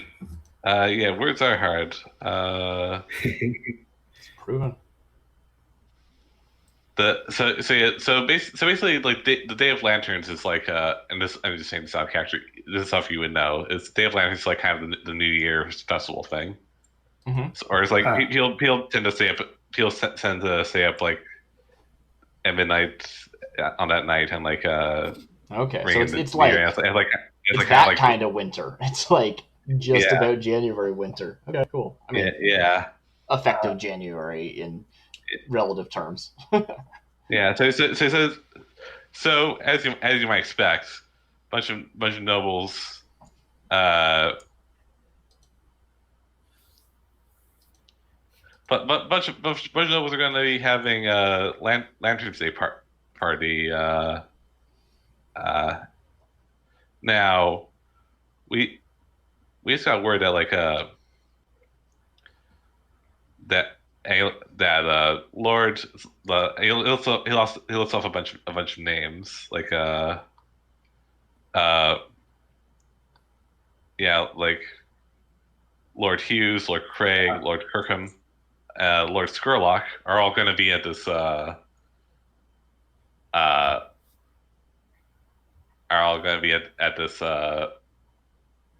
party, and we think we got word from some of our contacts that work there that this that'll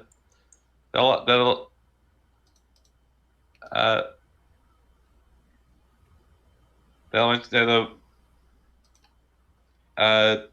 most of the security is going to be at the mayor's party in Charter Hall. So we think we might be able to get someone to bring a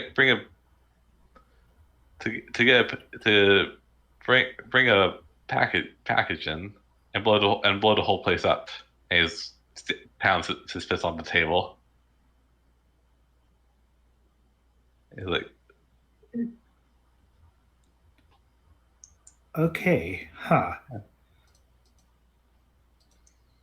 I think we could do that. Yeah. That makes sense. We've if you don't mind, we'll do some digging on you. You're definitely smuggler types that would be good at this. So yeah, I think we could arrange on that. But the not difficulty. We're kind of looking, concerning the scope of this project, I would like some assurances with that. And I think what kind of assurance? Definitely come to an arrangement over a drink. And I pull out a bottle. Yeah. Do you want to drink with me? And the assurances mainly are we aren't, what would you say, going to rat on each other. He laughs. Completely fine. Don't worry about it. We're not. I don't know who you are, but we don't certainly aren't regular scoundrels. Trust me, I've lived that life. And he, and I guess you have a drink and nice. Yeah. And that, would you say that would be that would be the trigger for my ghost contract? Yeah, sure. Because we kind of said that from the first session that when you shake on a deal, you and your part, human or otherwise, both bear a mark of your oath, and if either breaks the contract, they take the level 3 harm cursed. Okay, so what did they agree to? I know what you agreed to. Not ratting you out. Right, of course. Yeah. So wait, is your side of the deal that you won't rat them out, or is it that you're going to do the job? Okay. Yeah. Well, I seem like you. Well, yeah. What is your side of the deal? That's your decision. I feel like from the like the spirit and intent of this that we aren't going to rat each other out. Cool. Yeah, I'm into it. Super. That's awesome.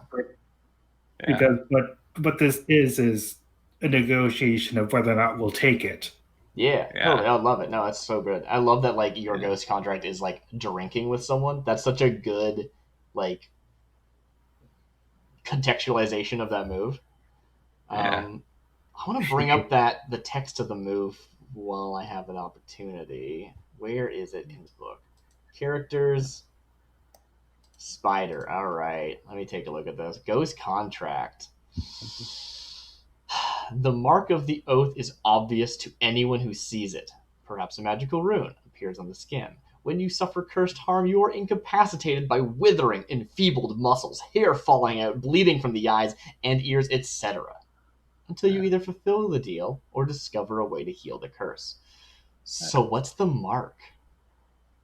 What happens in this scene where you drink together? Yeah. You know, I kind of want to think that like this isn't like his first ghost contract. Oh no, it's totally not. Yeah. Yeah. Like I see what you're doing. You want to do a ghost contract? That's fine. Oh, you mean that guy's? That's surprising. That guy. Yeah. That's surprising to me, but okay. Yeah. Ooh, that's fun. I like the idea of like ghost contracts just being like a thing in this world. I think it needs to be rare enough. I think it should be important that this guy knows what a ghost contract is and can tell. Yeah. I think that means something instead of just being like, oh yeah, ghost contract. I've seen that before. Yeah. Oh no. Yeah. Okay. That makes it better. Yes. Yeah. Don't take away the specialness of the move. Oh yeah. He also makes sense with him. Like I feel like he definitely has like dealt with like supernatural stuff. Yeah. And I feel like we haven't really said that before, and I feel like we haven't really established much of a Scovelin identity, really, aside from them being Scandinavian influence. And I feel like that's for you to bring in, just right? Kind of you're the surrogate for the culture. Pardon? So that's for you to bring in, right? You're the surrogate for their culture in the story, right? Yeah. And like it's just kind of all the imagery typically associated. It's like either cold or ocean based. I feel like that should also be reflected. And I'm thinking it could be. Oh, actually, do you want it to be like a rune or like a? Yeah, I like the idea of like permafrost going up over your arm or something. Yeah. Okay. Cool. Yeah. Could you say that again? I kind of like the idea of it being like permafrost. This somewhere on you. Ooh. Like maybe it's on your palms where you held the same like thing of whiskey. Yeah. Yeah, I like that. Thing. What is it? Bottle. That's the word. Oh, yeah. Like you touch the bottle and it like frost like comes up around it and then you pass it to them and then they grab it and then like you both have a palm that's just like frost on it. Yeah. Palm of frost. Oh. That's bad. I didn't think that when I said permafrost. That's excellent. Good job, Retroflesh. All right. I am definitely taking a note of that. All right, yeah. So that's like fun. don't worry. I've seen the Scovelin stuff before, and yeah, is this person Skav? Are they Akros? I don't think it's Akrosi, but like he knows like. Cool. Yeah, they've been around. Yeah. Are they a soldier? Yeah. Did they fight like in the Unity War? Ooh. Yeah, I think so. Yeah, I think that. So like the whole thing about the loss is like they're all atoning for something.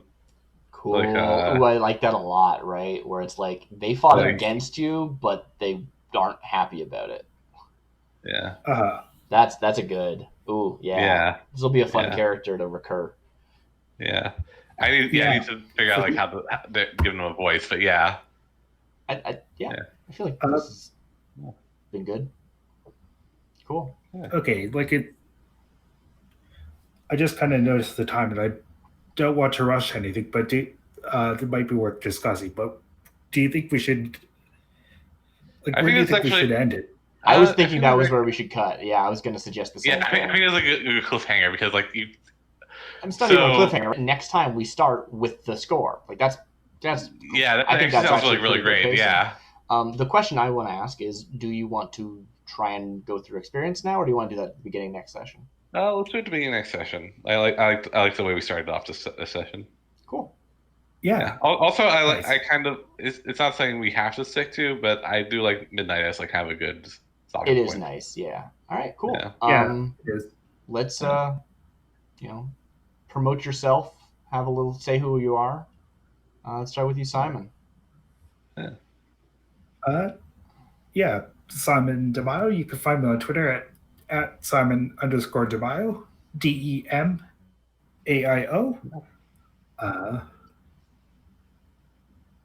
That's really all I can think of at the moment. Cool. Yeah.